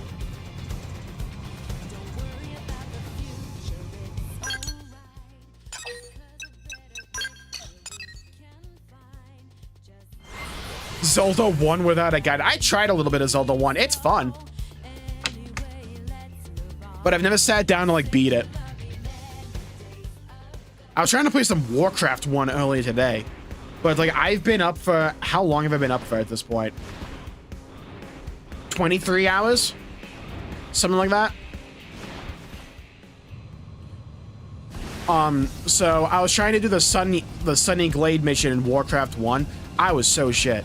I kept getting my ass beat for some reason. I've beaten it before, but I just couldn't do it today.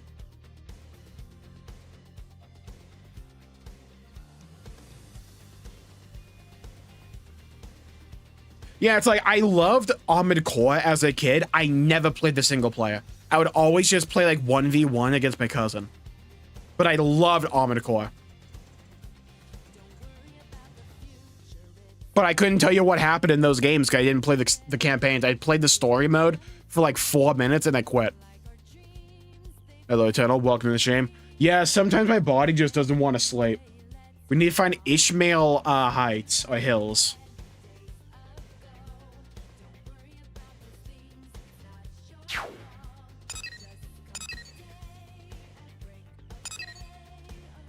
Where was Ishmael Hills again?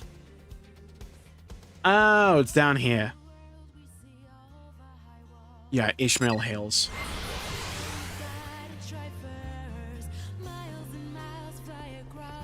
17 and 19. Alley North. Okay.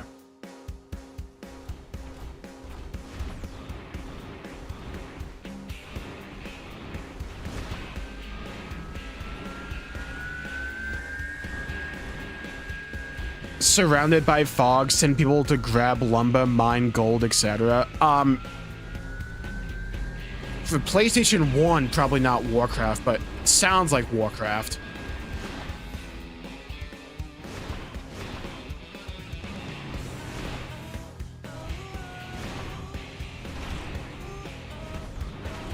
Any other game in the series?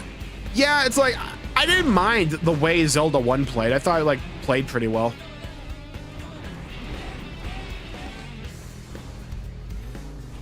Okay, we need to change the time now.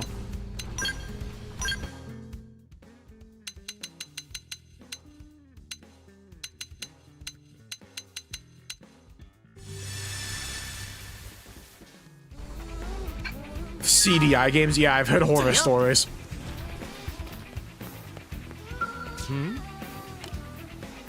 Completed all the trials I assigned you. There we go. Mechanical field skill. Alright, now I just need the biological one. So we got the one I didn't need. Now I need the final off the record for biological.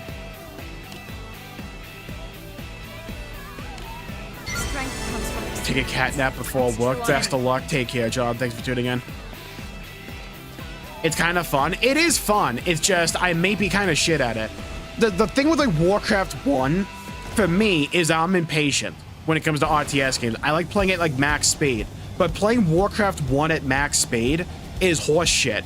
Because the AI for the units you control is fucking brain dead. So they don't do anything unless you micromanage every little thing. And like the AI is like perfect. So you just get microed to death repeatedly. Also, for some reason, you can't have, like, grid-based inputs for Warcraft 1, but you can for Warcraft 2. That doesn't make sense to me. Make a peon. Hit the P key on your keyboard. Yeah, let me move my hand halfway across a fucking acre.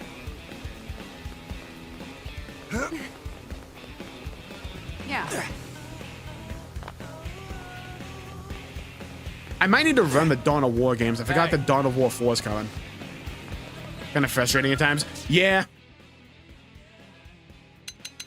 I mainly want to do the orc campaigns. Because Warcraft 1 is light in the story. It's basically the orcs get Stormwind.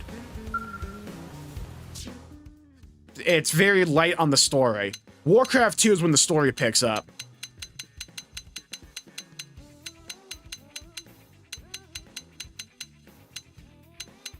I think we have to just, like, keep doing this until it pops up.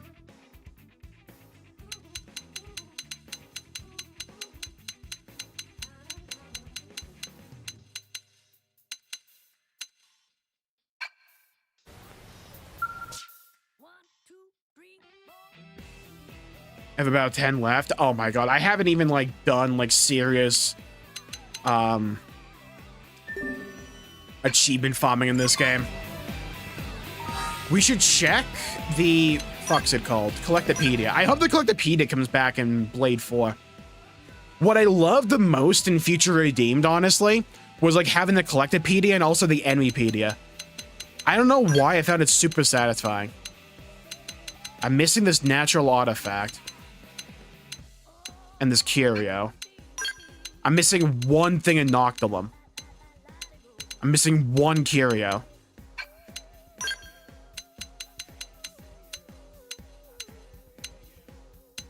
What about Silverloom? Oh, I got something. I have fauna. I got a penguin. Sick. Hell yeah. Let's frame that penguin on my wall. Maxed out that row. Nice. Little faces. Welcome to the shame. Yeah, when we eventually get the Blade 4, I'd love to see the return of, like, the Collectopedia and also the Enemypedia from Future Named. It's way too much. We'll do it. Look, we'll do the achievements for one very simple reason. I need content. And, like, we're gonna need shit to do to the next Xenoblade game. Oh! That's not bad. 163 out of 204. Oh. Oh. Oh. Oh. Oh. Spoke with characters a certain number of times. Oh. Oh. Ran out of fuel for the first time. Brother. Well, that one's easy enough to do. Just spam Agashura Cannon.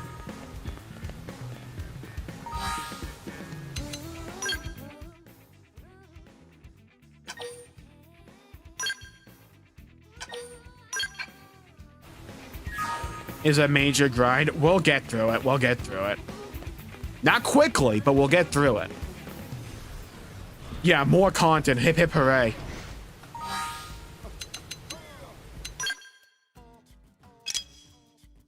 Alright, now for you, bitch. Now for you. Alright.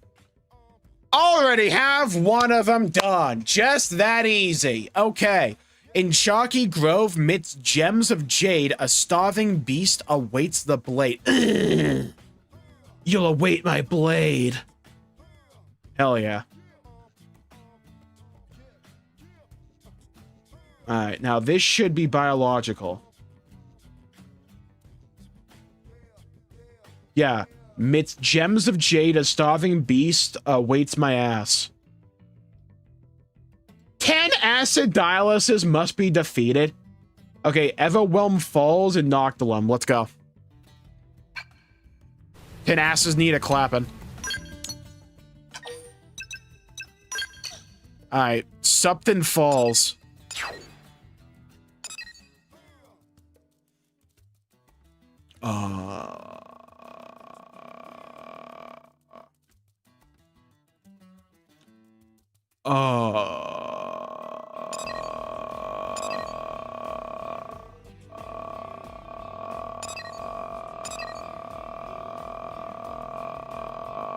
It's probably here, because I know there's a waterfall, like, right here.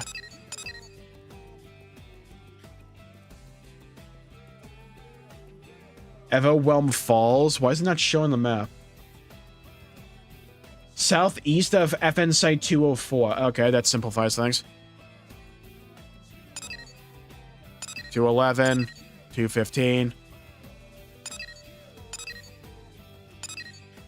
Okay, so it's up.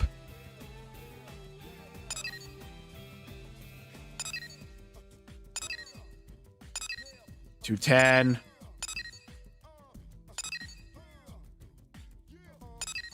201, 206, 213, naturally.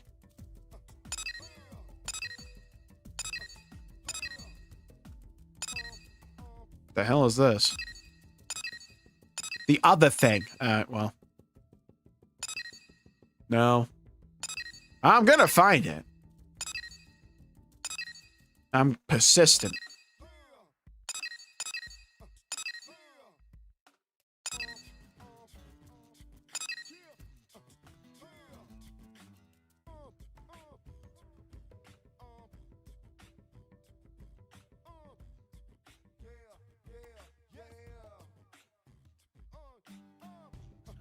Okay. 204.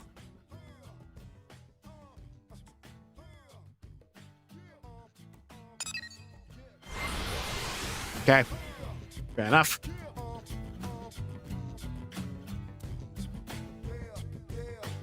I need acid dialysis. Oh, I think I farmed these things before.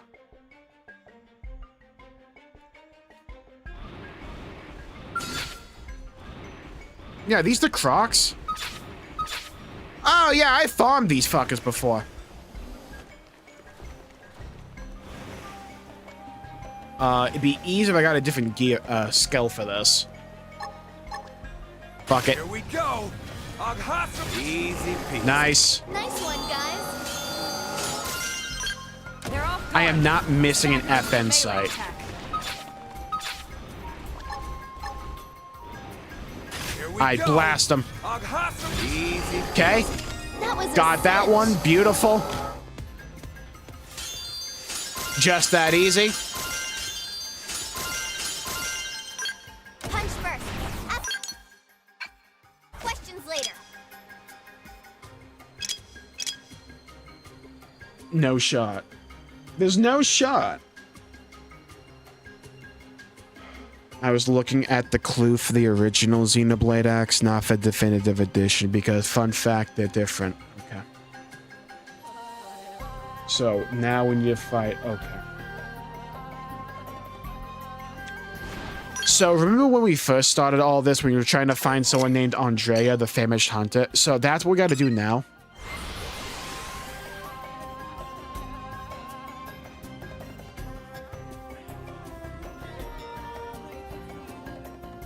Okay. Well, good news. We won. Ooh, nice weather effect. Ooh. Dude, Aurora Borealis localized in my kitchen, in my Xenoblade.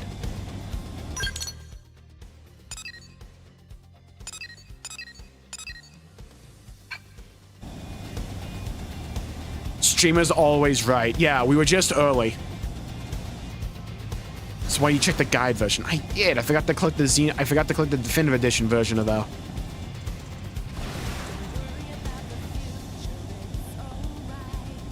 I want to point out we've beaten Andrea before. I just want to point that out.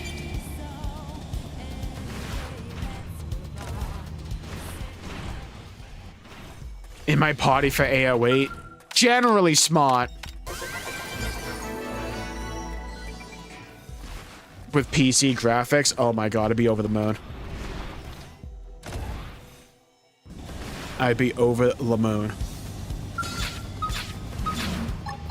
Here we go. Start big. I'm so excited just to see what the next Xenoblade game looks on Switch 2 hardware.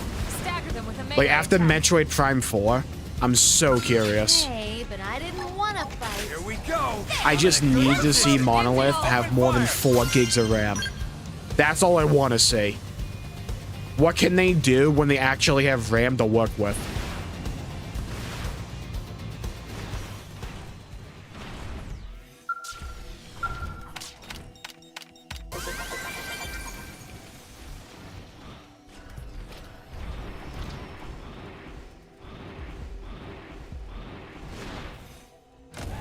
Hey, there should be like a wandering pack of jabronis here.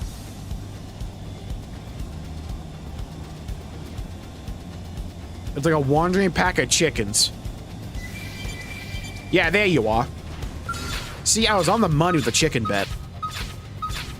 Alright, here's my 11 herbs and spices combo. Start big. Is served. Hope I didn't get in Got the way. him. Alright, now. Etchings of ancient beasts defined seek a stony shore in fired climes. Okay, so that's, clearly Cauldros. Get me the whale thing. Woohoo! Target that guy, please. Thank you. I fight Albus Dumbledore. Dinner is served. Obliterated. I wish these Punch spells had first. built-in Ask teammates. questions later. Wait, that looks like it's mine. Gonna need to acquire that. Don't mind me just slipping on by here.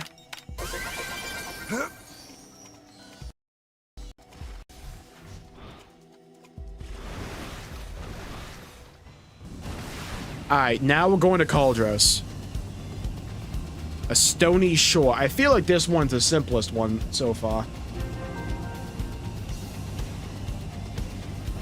Found the FN site F515. Okay.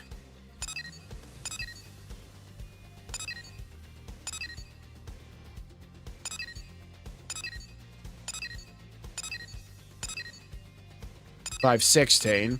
There you are.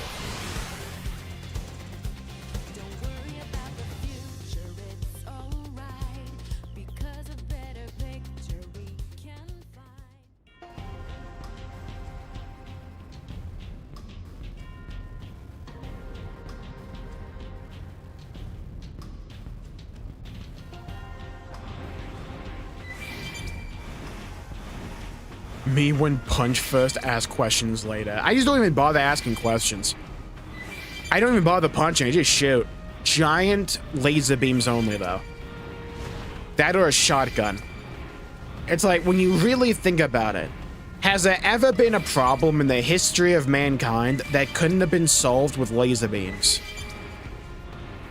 Like, you know what I mean? Have to be like this. Like, let's think about it logically here. How many problems could we have just solved by lasering people? I would posit a few. And I would posit more than you think.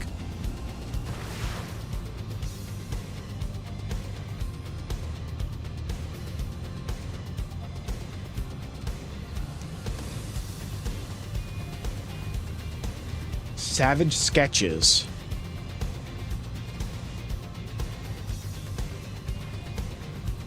How the fuck?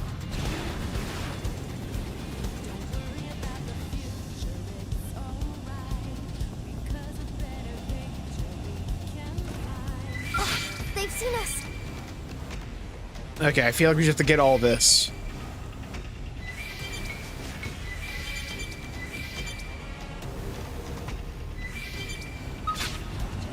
Alright.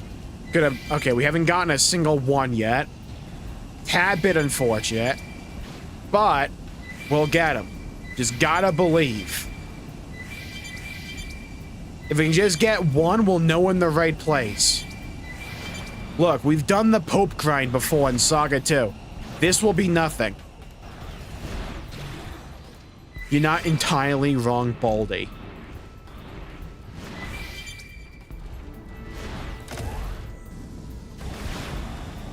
His hair left because of the activity in his head. The trade-off is that he can now shoot laser beams from his eyes. True, I just don't really show it off.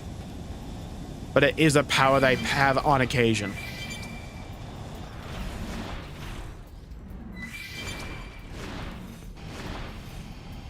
It's pretty much only on the beach. Ew.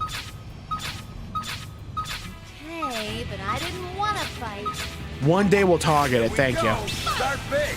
Easy peasy. Man, aren't skills just the Also, skills are the best, Lynn. Thank you for understanding. best? Thank you, Tiger from Torador.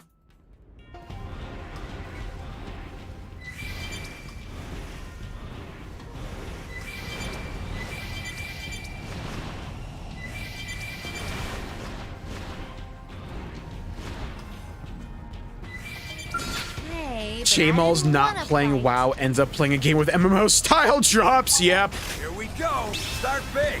Move in and land a hit. Hype song aborted. Yeah. We haven't let Uncontrollable play to the lyrics at all yet. We're too good.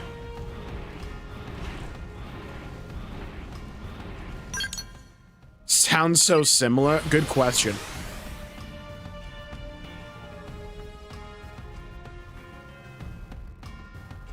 Make buying easy though mode. That would be nice. Also, best of luck getting into Xenoblade Eternal. It's a wild ass ride. We got one savage sketch. Let's go. Don't worry, you don't have to do this shit. This is purely optional side content. But I have brain rot, so I wanted to do everything in every Xeno game. Alright, we now know this is what we actually have to do. Buckle up. Lock the hell in. I've gotten Dark Fuse, Reputation, and World of Warcraft to Exalted. I am a man that has been through hellfire. Forged in the roughest of conditions. Tempered with an iron will. Nothing can stop me, nothing can break me.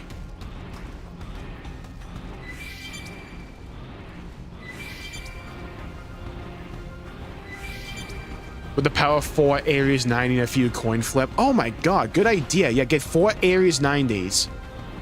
Equip everyone with Agashira Cannon. And just see what happens.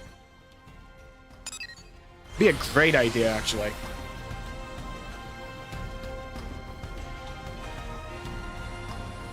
Hello, hello, Falcon. Welcome to the stream. Anytime is a good time for Xenoblade. Truer words have never been spoken.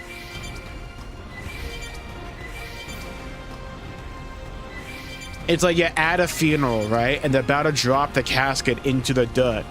Wait a second, priest. Yeah? I gotta go do a side quest real quick. There's a Tatsu's food joke I have to get real quick going into chapter 4. Yeah, priorities.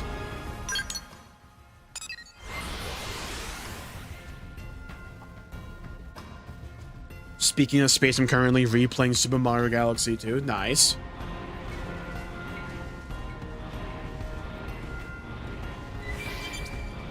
Superior Scepter.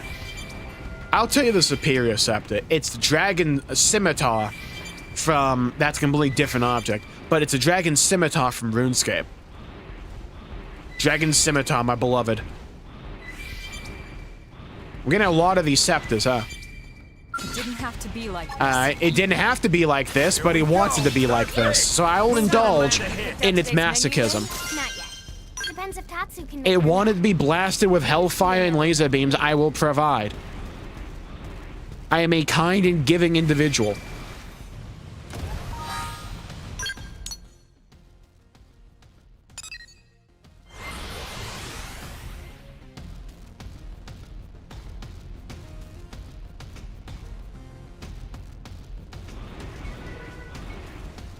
Welcome to the most thrilling side quest in the game, by the way. Buckle up. I like how we got Icarus wings in like the fire zone. That's funny. Take care, Eternal. Thanks for tuning in.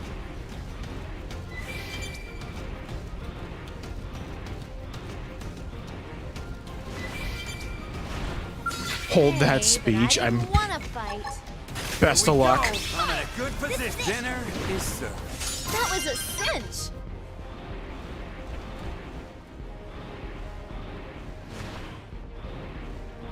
Hello, Katesy. Welcome to the shame. Figure the game out still. Well, I would argue you can't approach X like a regular Xenoblade game because the gameplay loop is fundamentally different. It's far more focused on side content compared to the main games. The main games, the side content is kind of just side content. They're important, right? Like, don't get me wrong. And they add to the world. But it isn't as pivotal as it is in this game. Where, like, a lot of the world building, a lot of the character moments are going to be in that side content. And if you just, like, rush the main story, you're going to be missing out on a bit. My opinion. I hope you're doing well as well, Katesy. I'm slightly concerned how I've been up for like 23 hours at this point and I don't really feel tired. I'm like slightly concerned about that. But I'm playing Xenoblade, so, you know, can't be all that bad. I wouldn't argue the story was a secondary thought. It's just the story is told in a different way to the main games. I wouldn't consider it to be worse. In fact, I still consider the story of X to be better than 1 and 3 for me. And by better, I mean personal preference.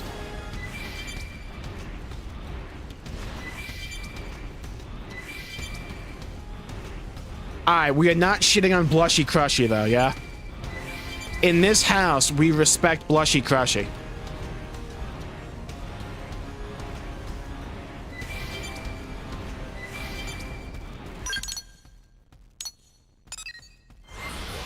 Yeah, a lot of this game's side content isn't this shit. It's just, I'm convinced to do 100%. Oh, good, it's raining hellfire. We must be on Reddit. I'm convinced to do 100%, so I'm doing this godforsaken quest. When the new WoW expansion? I think it's in like 10 days. Wow, we got one more. So, after all that work, we've gotten 2. We need 4 more of these. This is actually pretty good pace. My brain is broken because I grew up on RuneScape. And WoW.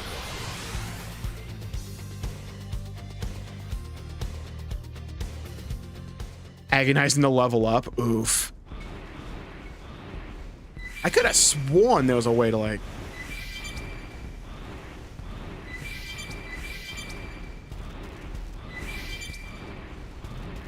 I think, like, the biggest problems with, like, X...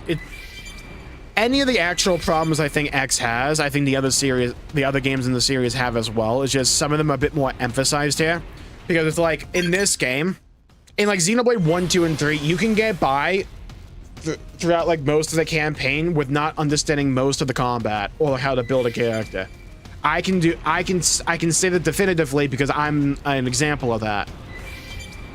But when you understand how to build a character and how to actually play in Xenoblade, because it's never told to you in an effective way. Your damage almost like goes up by like 10 times. It's insane. The thing with X is that is like exaggerated even further. There's a lot of little things that can like affect your power. And when you're building a character in your party overall, mainly just a main character, they like add up with each other and like multiply with each other. And your individual power can get very nutty early on, like rather quick.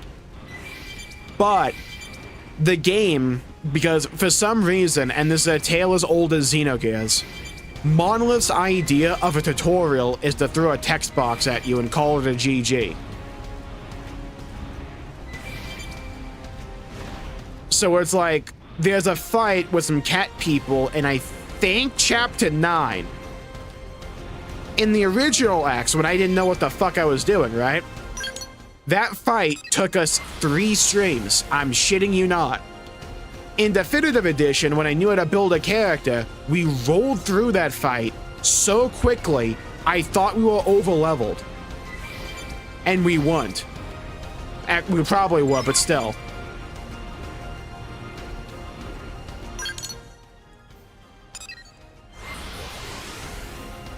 Yeah, the main combat mechanic in X is just multiplying your damage. Because it's like... Yeah, I agree, games. It's like the original X, I said before, like an old video review, I think the original version of X is one of the worst game UIs I've ever seen. It's better here, but it's like all of your damage will come from that attribute right there. Not that it's ether, just understanding that attribute for this weapon says ether, this one says physical. You have to build around that. So it's like, this weapon is the one I'm using, and it has ether. So I have to build for ether damage, because any of the skills that I use for this weapon, for a longsword, all my longsword arts are going to be ether damage. They're not going to be physical. It's counterintuitive, because you would think hitting a motherfucker with a giant blade would be physical damage. It's not in this game necessarily.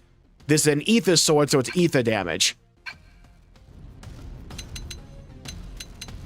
So you go down to skills here, and it's like, look at all the things that just multiply my damage. It's like Core Crusher is a big one. Ether attribute attacks, my longsword arts, cannot damage enemy appendages, so I can't break appendages. But I deal 150% primary damage when targeting them. So, that if I'm targeting an appendage, I'm just getting 150% extra damage. Boost ether damage by 50%. All my longsword arts are ether damage. That's an extra 50% on top of everything. Reduce secondary cooldown by 50%, so I can use my arts even faster. This shit. Boost melee attack and melee accuracy by 30% when you have an aura active. So when I have an aura active, which is just a regular skill that I have, I'm just getting an additional 30% on top of this shit. And then also this thing. Grants a 50% chance of dealing 150% more damage to appendages with melee arts. I'm not breaking appendages, so I'm already doing 150%, 50%, 30%, but on top of this, it averages out to about 75%, but like every other hit on average, another 150% extra damage just by targeting an appendage. So if I'm not targeting an appendage, I'm hitting a fucking wet noodle. If I am, all of a sudden, I'm like Dwayne Johnson going in for a rock bottom.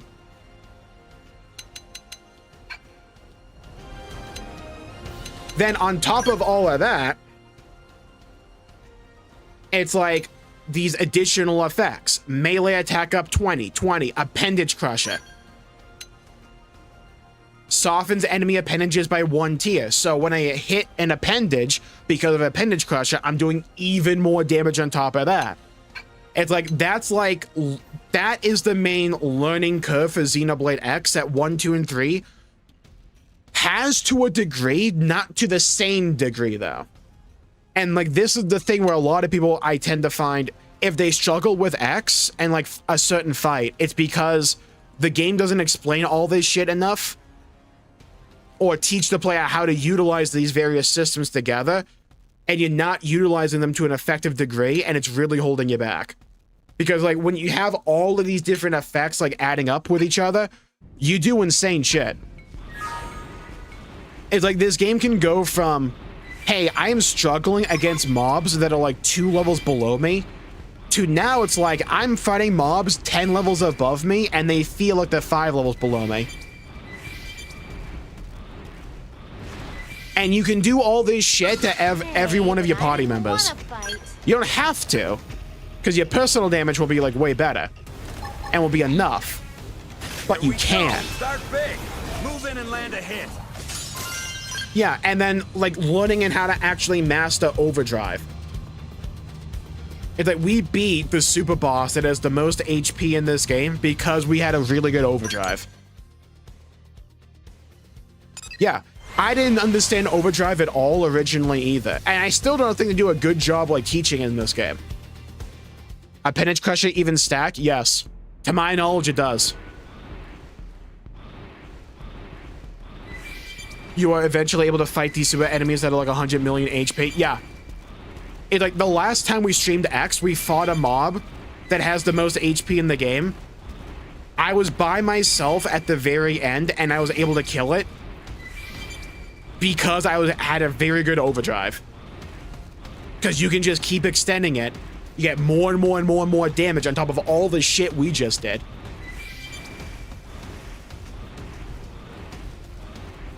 But like, this is like, when people talk about like what is holding Xenoblade back in terms of popularity, it's not the anime thing. I always think like when people say, oh, Xenoblade is too anime for like mainstream stuff, for like Call of Duty levels, yeah, sure. But like in terms of, is this the main thing holding it back from further popularity? No. I've always been on the side of it's the gameplay and the way Monolith does tutorials. It's the biggest weakness in Monolith's arsenal. They are not good at tutorials. They have never been good at tutorials. I've learned this from going back to the Xenosaga and also Xenogears. Some games are a little bit better than others because some gameplay loops are just more simple. Like, I think Blade 1's a good example of a simple combat loop. But even then, I don't think they do a good job like teaching how to play Melia. It's like, if you know how to play Melia, you can do disgusting shit in Xenoblade 1. By just like holding 2 wind orbs. Because it gives your party a stacking like agility buff. And it makes it you can fight like high level monsters and actually hit the thing. If you don't do that, it makes grinding in certain fights really annoying. But if you do that, it changes the entire game.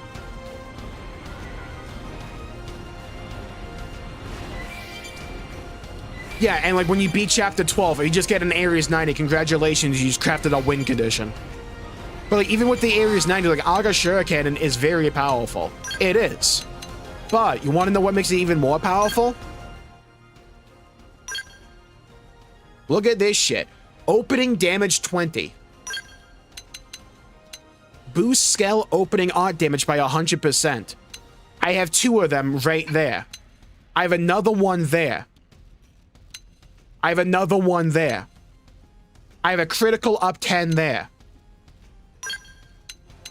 For Aga Shuriken itself, I'm boosting its damage 40%, 40%, 40%. Another opening damage thing right there. So if I use Aga Shuriken as my first art going into a fight, this thing's hitting like a monster truck. It's like, that giant super boss in Primordia.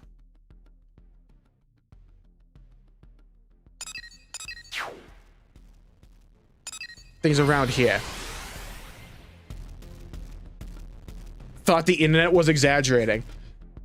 I find it funny when games allow you to do stuff like that, but I do think one of the other main issues in this game is just the balance, because when you understand how to build, it's like level 92 super boss, by the way. Watch this shit. Go, start big. Move in and land a hit. I'm level 81. I like the game can let you do that, by the way. It's just, if you don't have an online guide, it can be very hard to ascertain how to do all of this. Hello, Brog. Welcome to the stream. So it's like, for me, when we get to Xenoblade 4, I think if they really want... I still have no idea how Xenogears combat works. Yeah. I think if they want Xenoblade to become far more popular, they have to work on the combat, and also how they teach and how they tutorialize combat as well. Like, those are the two main things. It's workable. I don't think you have to, like, revamp everything. But I think some smart changes here and there can go a long way. Because, like, first impressions are so important for people. It's like, if you want to get people interested in a game, the gameplay has to look really good. And it's like, if you don't know what's going on in a Xenoblade game and you don't have a lot of experience, you're not going to understand what the fuck's going on when you watch gameplay for Xenoblade. It's like, you're going to see a bunch of guys just like in this amorphous blob of particle effects, and it might look cool a little bit, but you're not going to know what's going on.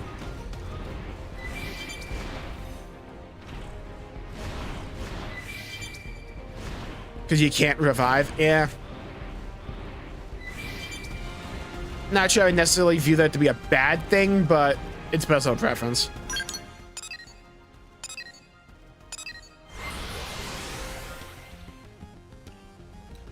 Also, it's like, because I'm convinced they're going to bring back the skill mechanic because Takahashi's a giant, like, mecha nerd, and I love him for that. I would argue they have to go the Armored Core route. Not in terms of combat, in terms of customization. What do I mean by this?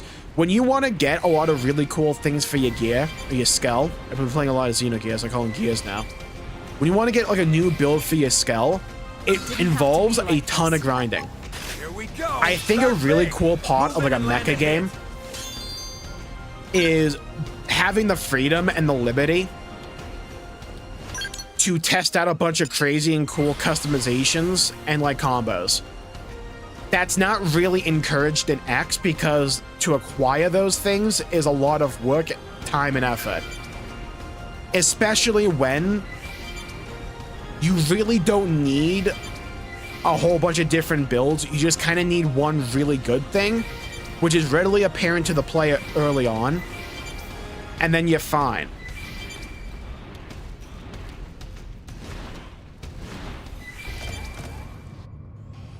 I think what they could do is kind of like what they did in like Xenogears, which is they have shops available, and for just like pure money, allow players to acquire like new really cool parts for their mech and play around with them.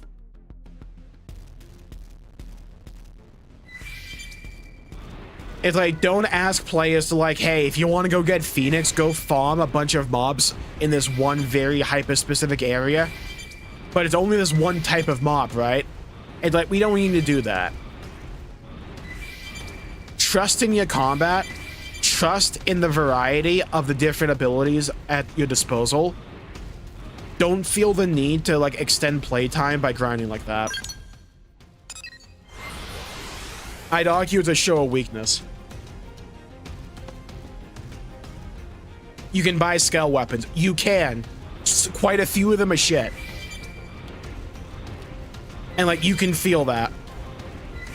But even when you can buy them, to get the really good ones, it involves getting a lot of very specific things that still requires grinding. I don't think that grind is, like, necessary in a single-player RPG. If we're talking about, like, an MMORPG, sure, we can make that argument.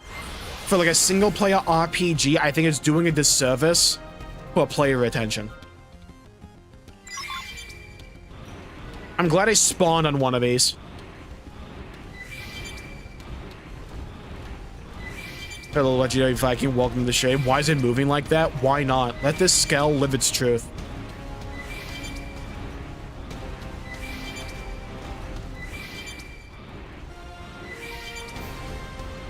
Yeah, it's like, to get these things to be powerful and to reward the player to incentivize the player to experiment, it involves way too much grinding and artificial stuff. When that stuff doesn't need to be there. It's an artificial time pad. It's like shit like that turns a lot of people off. Even if they don't actively understand why.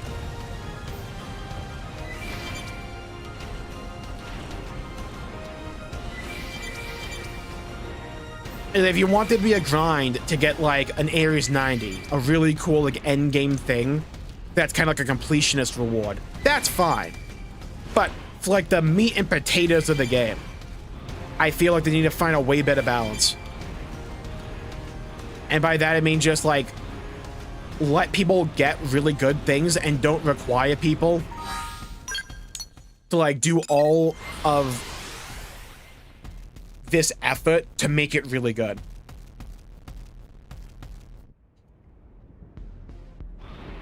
I feel like a lot can be learned from Armored Core here. And I would argue just rip what Armored Core basically does.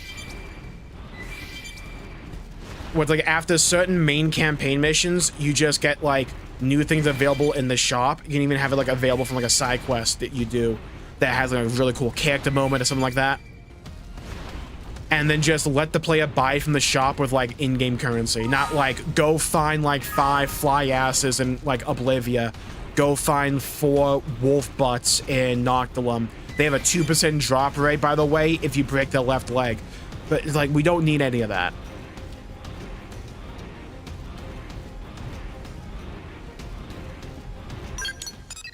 And it's like, that's one, I would argue, an important thing, but not the major thing. I think it's like for Xenoblade 4, I think they're probably going to like experiment with the combat. I highly doubt we see it be like as it was in like the numbered games again. It'll probably be, look somewhat similar, but I wouldn't be surprised if they try to experiment. I would argue you can keep the combat system from like 2 and 3 when it comes to the inputs. Up the pace of them. Shorten the animations across the board and make them snappier. I think that could go a long way to improving readability, but also not just readability, but also the impactfulness of pressing your buttons. I think they're starting to get there in Future Redeemed. For like Rex, he felt pretty good to press. Take care, Star. Thanks for tuning in.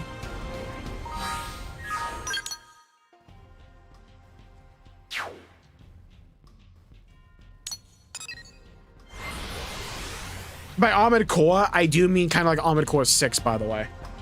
The old games probably also apply to this. It's just I don't have enough experience with them yet. Because it's been so long since I played them. I only really played the multiplayer.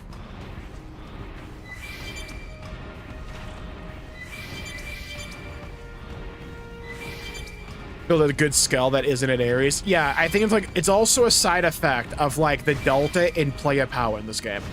Where it's like, if you don't know what you're doing, you're hitting everything like a wet noodle, everything's gonna seem like a boss fight to you. If you know what you're doing and it clicks and you learn how to build and you're willing to put that time in, nothing in this game can be balanced accordingly to that, besides like a couple of super bosses, which are few and far between.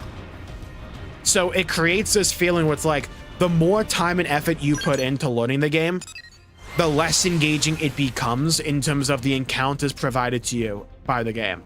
I think that's a detriment to the overall game state. And I think like when it comes to the Definitive Edition, I feel like some people were able to like spot that rather early on. Where it's like, hey, the balance is kind of shit here. It's because the delta in what you bring to the table is so varied, they're gonna try to balance the main story stuff to what they view the average player is going to be capable of. But if you know what you're doing, you're gonna wreck the game. So you're kind of ostracizing, essentially, in a way, not entirely, but like in a way, you're ostracizing the people that care more about your game.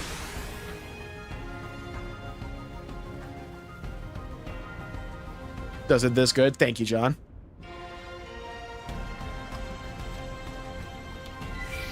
Yeah, it's like, when we get to side quests like this, remove this shit.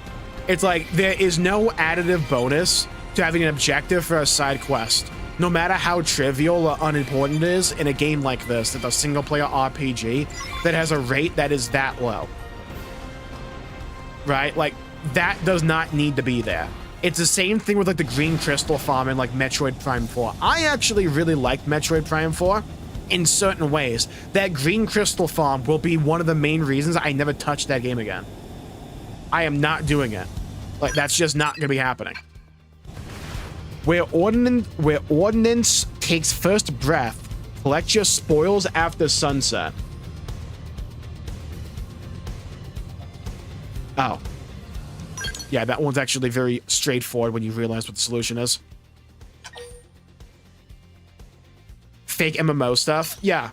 It's like, if you guys have never, if like people have never played like an MMORPG, I mean like a hotkey based MMORPG, like a World of Warcraft or like a Final Fantasy 14 or like a Star Wars The Old Republic.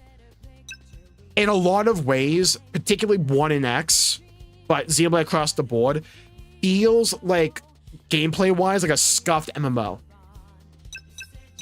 Like a lot of MMOs chase the dragon that is World of Warcraft, and they fail because the gameplay loop is never as satisfying as World of Warcraft. It's a very hard thing to balance, and WoW got it right back in 04, and it's the reason they're still around. It's like I can make like a 55-minute video shitting on their entire storytelling process, and I'm still playing the game because their gameplay loop is that fucking good.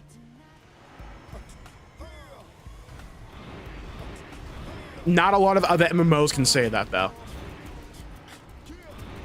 Hello, Jared. Welcome to Shame.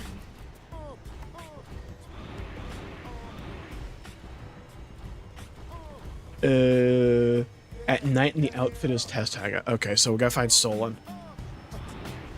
Alright, where's this cuck at? This is not the test hanger. Wait, is it? No, the test hanger is the other one. Yeah, this is the test hanger. I like the Xenoblade X quest myself. I'm also someone that grew up on MMORPGs, so it directly appeals to the thing I grew up liking. That doesn't apply to everyone, though. Right?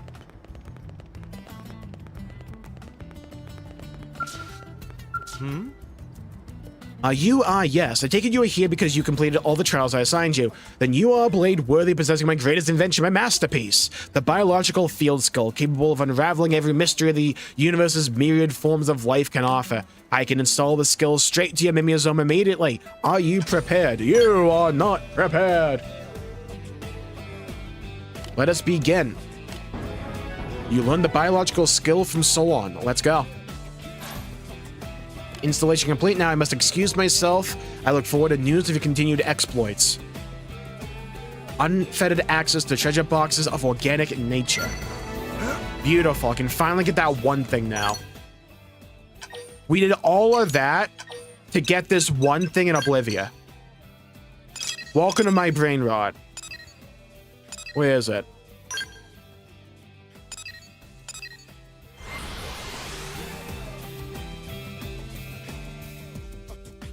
But that drags it down. Exactly. It's like, there's quite a few elements of Metroid Prime 4 I actually like. That thing kills it for me. It's like, the artifact ride in like Metroid Prime 1 kills the game on the repeat playthrough for me as well. It's like, I tried to play Metroid Prime 1 again. I got to that artifact ride and I just stopped. I'm like, I'm not doing that again. I'm good. Punch first. Ask questions later.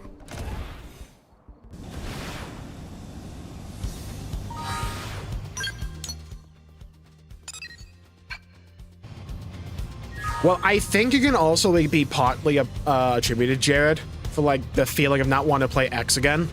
So like the underlying message of Xenoblade X. Because like the underlying message of Xenoblade X is that Mira is a false home.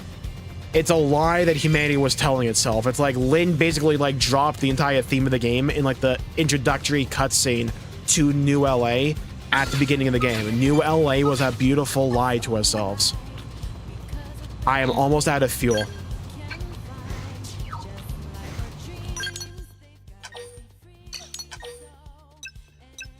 So it's like when you beat like X and especially like chapter 13 and like that theme is like reinforced and really driven home. I think the message really resonated with you.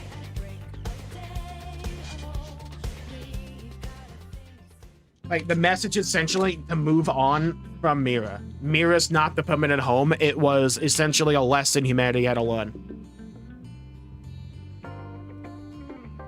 Not to just view themselves as mimeosomes and all that. But that humanity was alive and well, can still live and prosper. Bring back Fog and Fry. Yeah, I love the characters in this game personally. It's just, if you only do the first affinity mission for a lot of these, like, side characters, they're just kind of there and they're okay. But I think if you do all of them and you remember their characters throughout all those affinity missions, honestly, like, X probably has my second favorite cast in the series next to 2.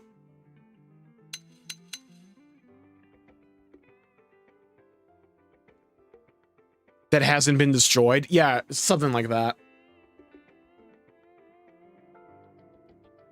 Gameplay on the whole. It's like kind of going back to what I said before with like the combat for like 1 and X. It's kind of like a scuffed MMO.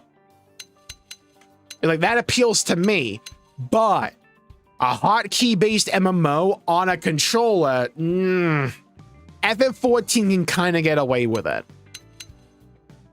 It's still a system, especially with the way it's laid out here, that where it's like, it would feel immensely better on a keyboard. Yeah, Hope's Affinity mission was so fucked. But it was so good.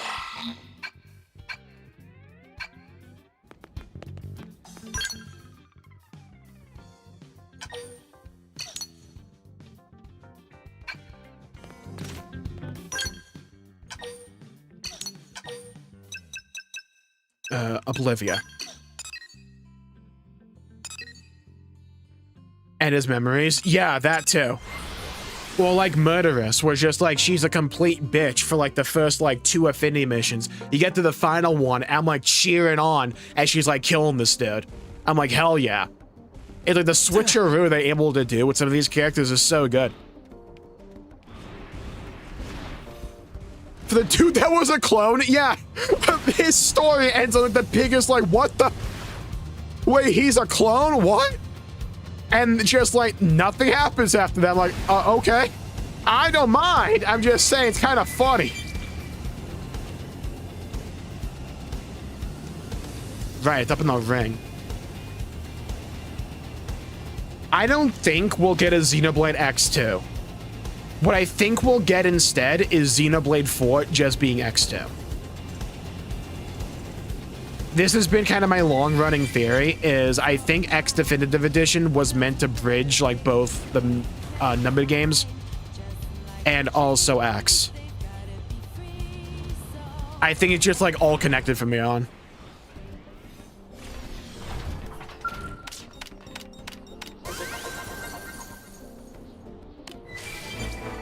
We spent all that time getting that field skill just for that. I feel satisfied personally.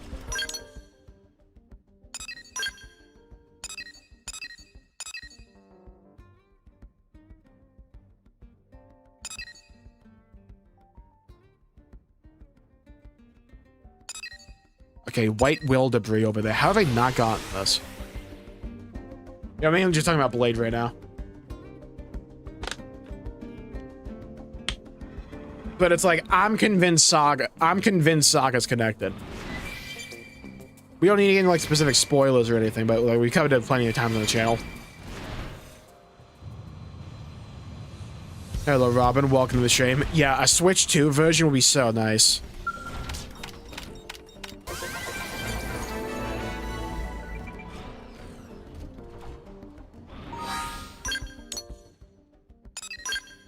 It's like, I was disappointed with not having a Switch 2 version of the Xenoblade games as well. Thinking on it, though, I can kind of understand the reason if they just didn't have the manpower for it. And they just chose to, like, dedicate the manpower that would go to this to, like, the next game instead. I can understand that.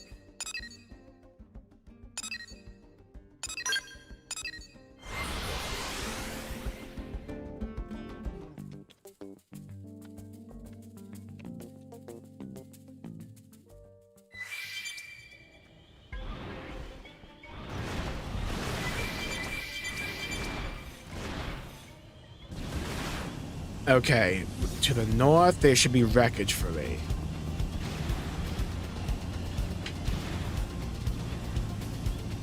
Holy shit. Yeah, exactly, look. It's like... It's one of Monolith's, like, greatest strengths. It's like... They're so good at characterization. And they're also so good of having a character become far more endearing very quickly. It's like they don't need much time. Like, they can flip people's perspectives on certain characters, in my opinion, within a few minutes. They're really good at it. Better FPS for the Xenoblade games? Oh my god, yes, I know. Right there with you. Yeah, Celica's really good. It's also, funnily enough, that's one of my biggest weaknesses, my biggest complaints with X Definitive Edition. Nail. She is such a compelling character, and we have 2 affinity missions with her. I want way more out of that character. It's like, I get it, cut content and all that, but still, it's like such a good character that is like exploring a very fascinating part of this universe. Well, at this point, multiverse. I'm like, I want way more out of that character, and I hope we see Nail again. That'd be really cool.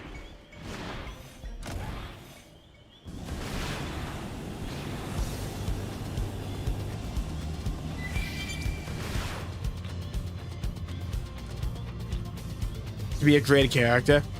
Yeah, I kind of figured I was gonna like Tyon as well. I think for me, he's my second least favorite character of the main characters in 3. Senna's probably my least favorite, but it's like, we're talking like B rank at worst.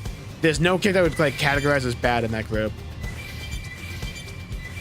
It's just Noah, Mio, Lance, and Uni are really hard to top for me. Tyon's story was so good, though. I wish we had more with Senna. That's my main issue. It's just, like, kind of a lack of story with her. I wanted more from her. Because she's so fun to have on the screen. DK ESRM.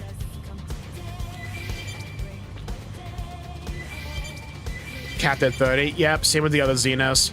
I would love a Switch 2 version just to uncap the frame rate and make it 60.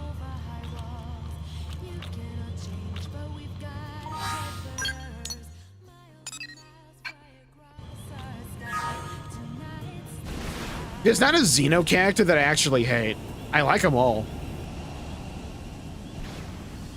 It's like there's some characters where you're kind of meant to hate them. Like a Z or like an N, right? But like a character I'm like, this character just sucks, I hate them. Overall, I don't want them in the story anymore. I don't feel that way about any of the characters across any of the games.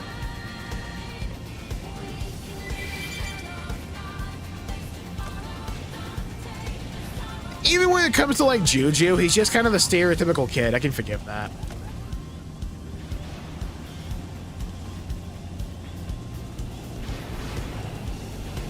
Yeah, Mio is probably my favorite character out of 3. Yeah, I agree. 2 and 3 is an all-around great cast. I think 1 is my least favorite. Mainly because, like, for 1, it's so top-heavy for me when it comes to, like, Melia. Mainly just Melia, but also Shulk and Fiora. Hello, Sunshine. Welcome to the stream.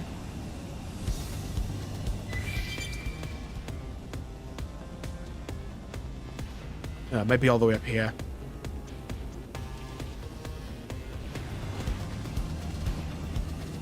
Yep, it is. Okay. It's up even further.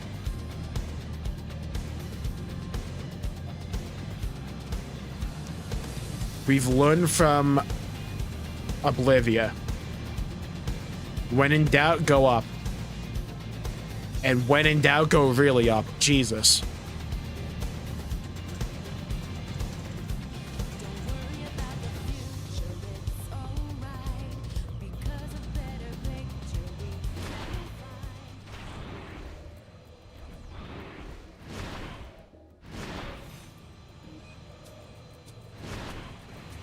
There you are.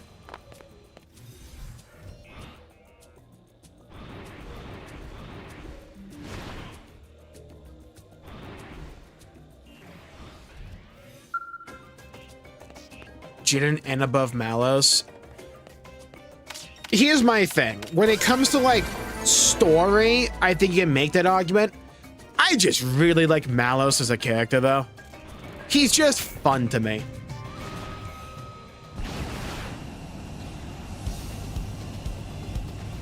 Hello, Atlas. My favorite saga antagonist? Oh.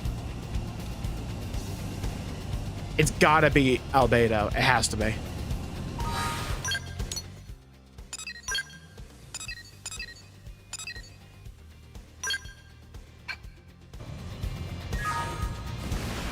Like him and Dimitri. I do wonder if they would pull the trigger and have Dimitri come back, though. Something to think about. Mallows is love, Mallows is life. Mallows is the opposite of those things. Look, I'm still holding strong to the theory that Mallows comes back. I mean, he already kind of did, but in a more major way. If not Mallows, Logos, if they want to be, like, technical about it.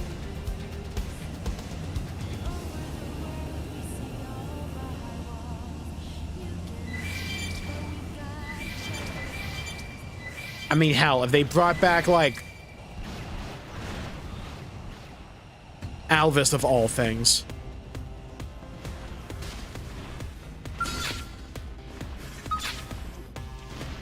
I love Mallows. I need him back. Same.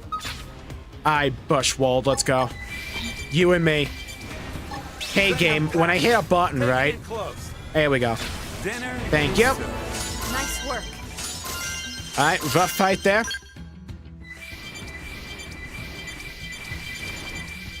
I remember when I used to come into this cave to get all this loot and I had to, like, evade that giant monkey. Hey, look, I made it.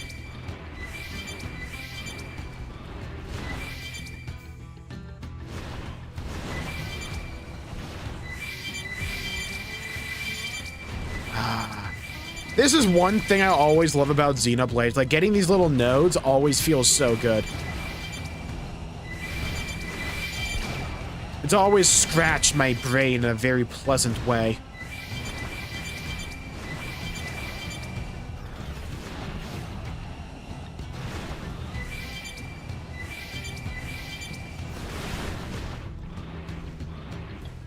Still waiting for the third child. Yeah, that feels inevitable. Like, the third kid definitely feels like Chekhov's gun. It's like you loaded that gun and you put it on the table. It's like writing 101. At some point, that gun's gonna go off.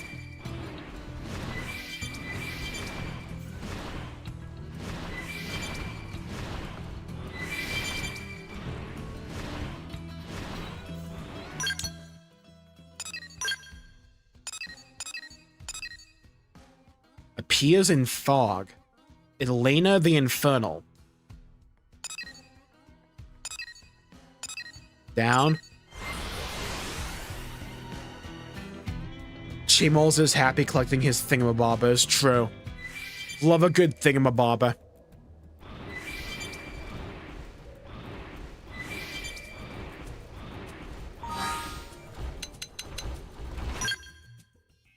Third kid is Dirk. Oh god. We still holding on to that? I'm still in the Frank train. Third kid's gonna be called Frank. He'll be the protag of 4.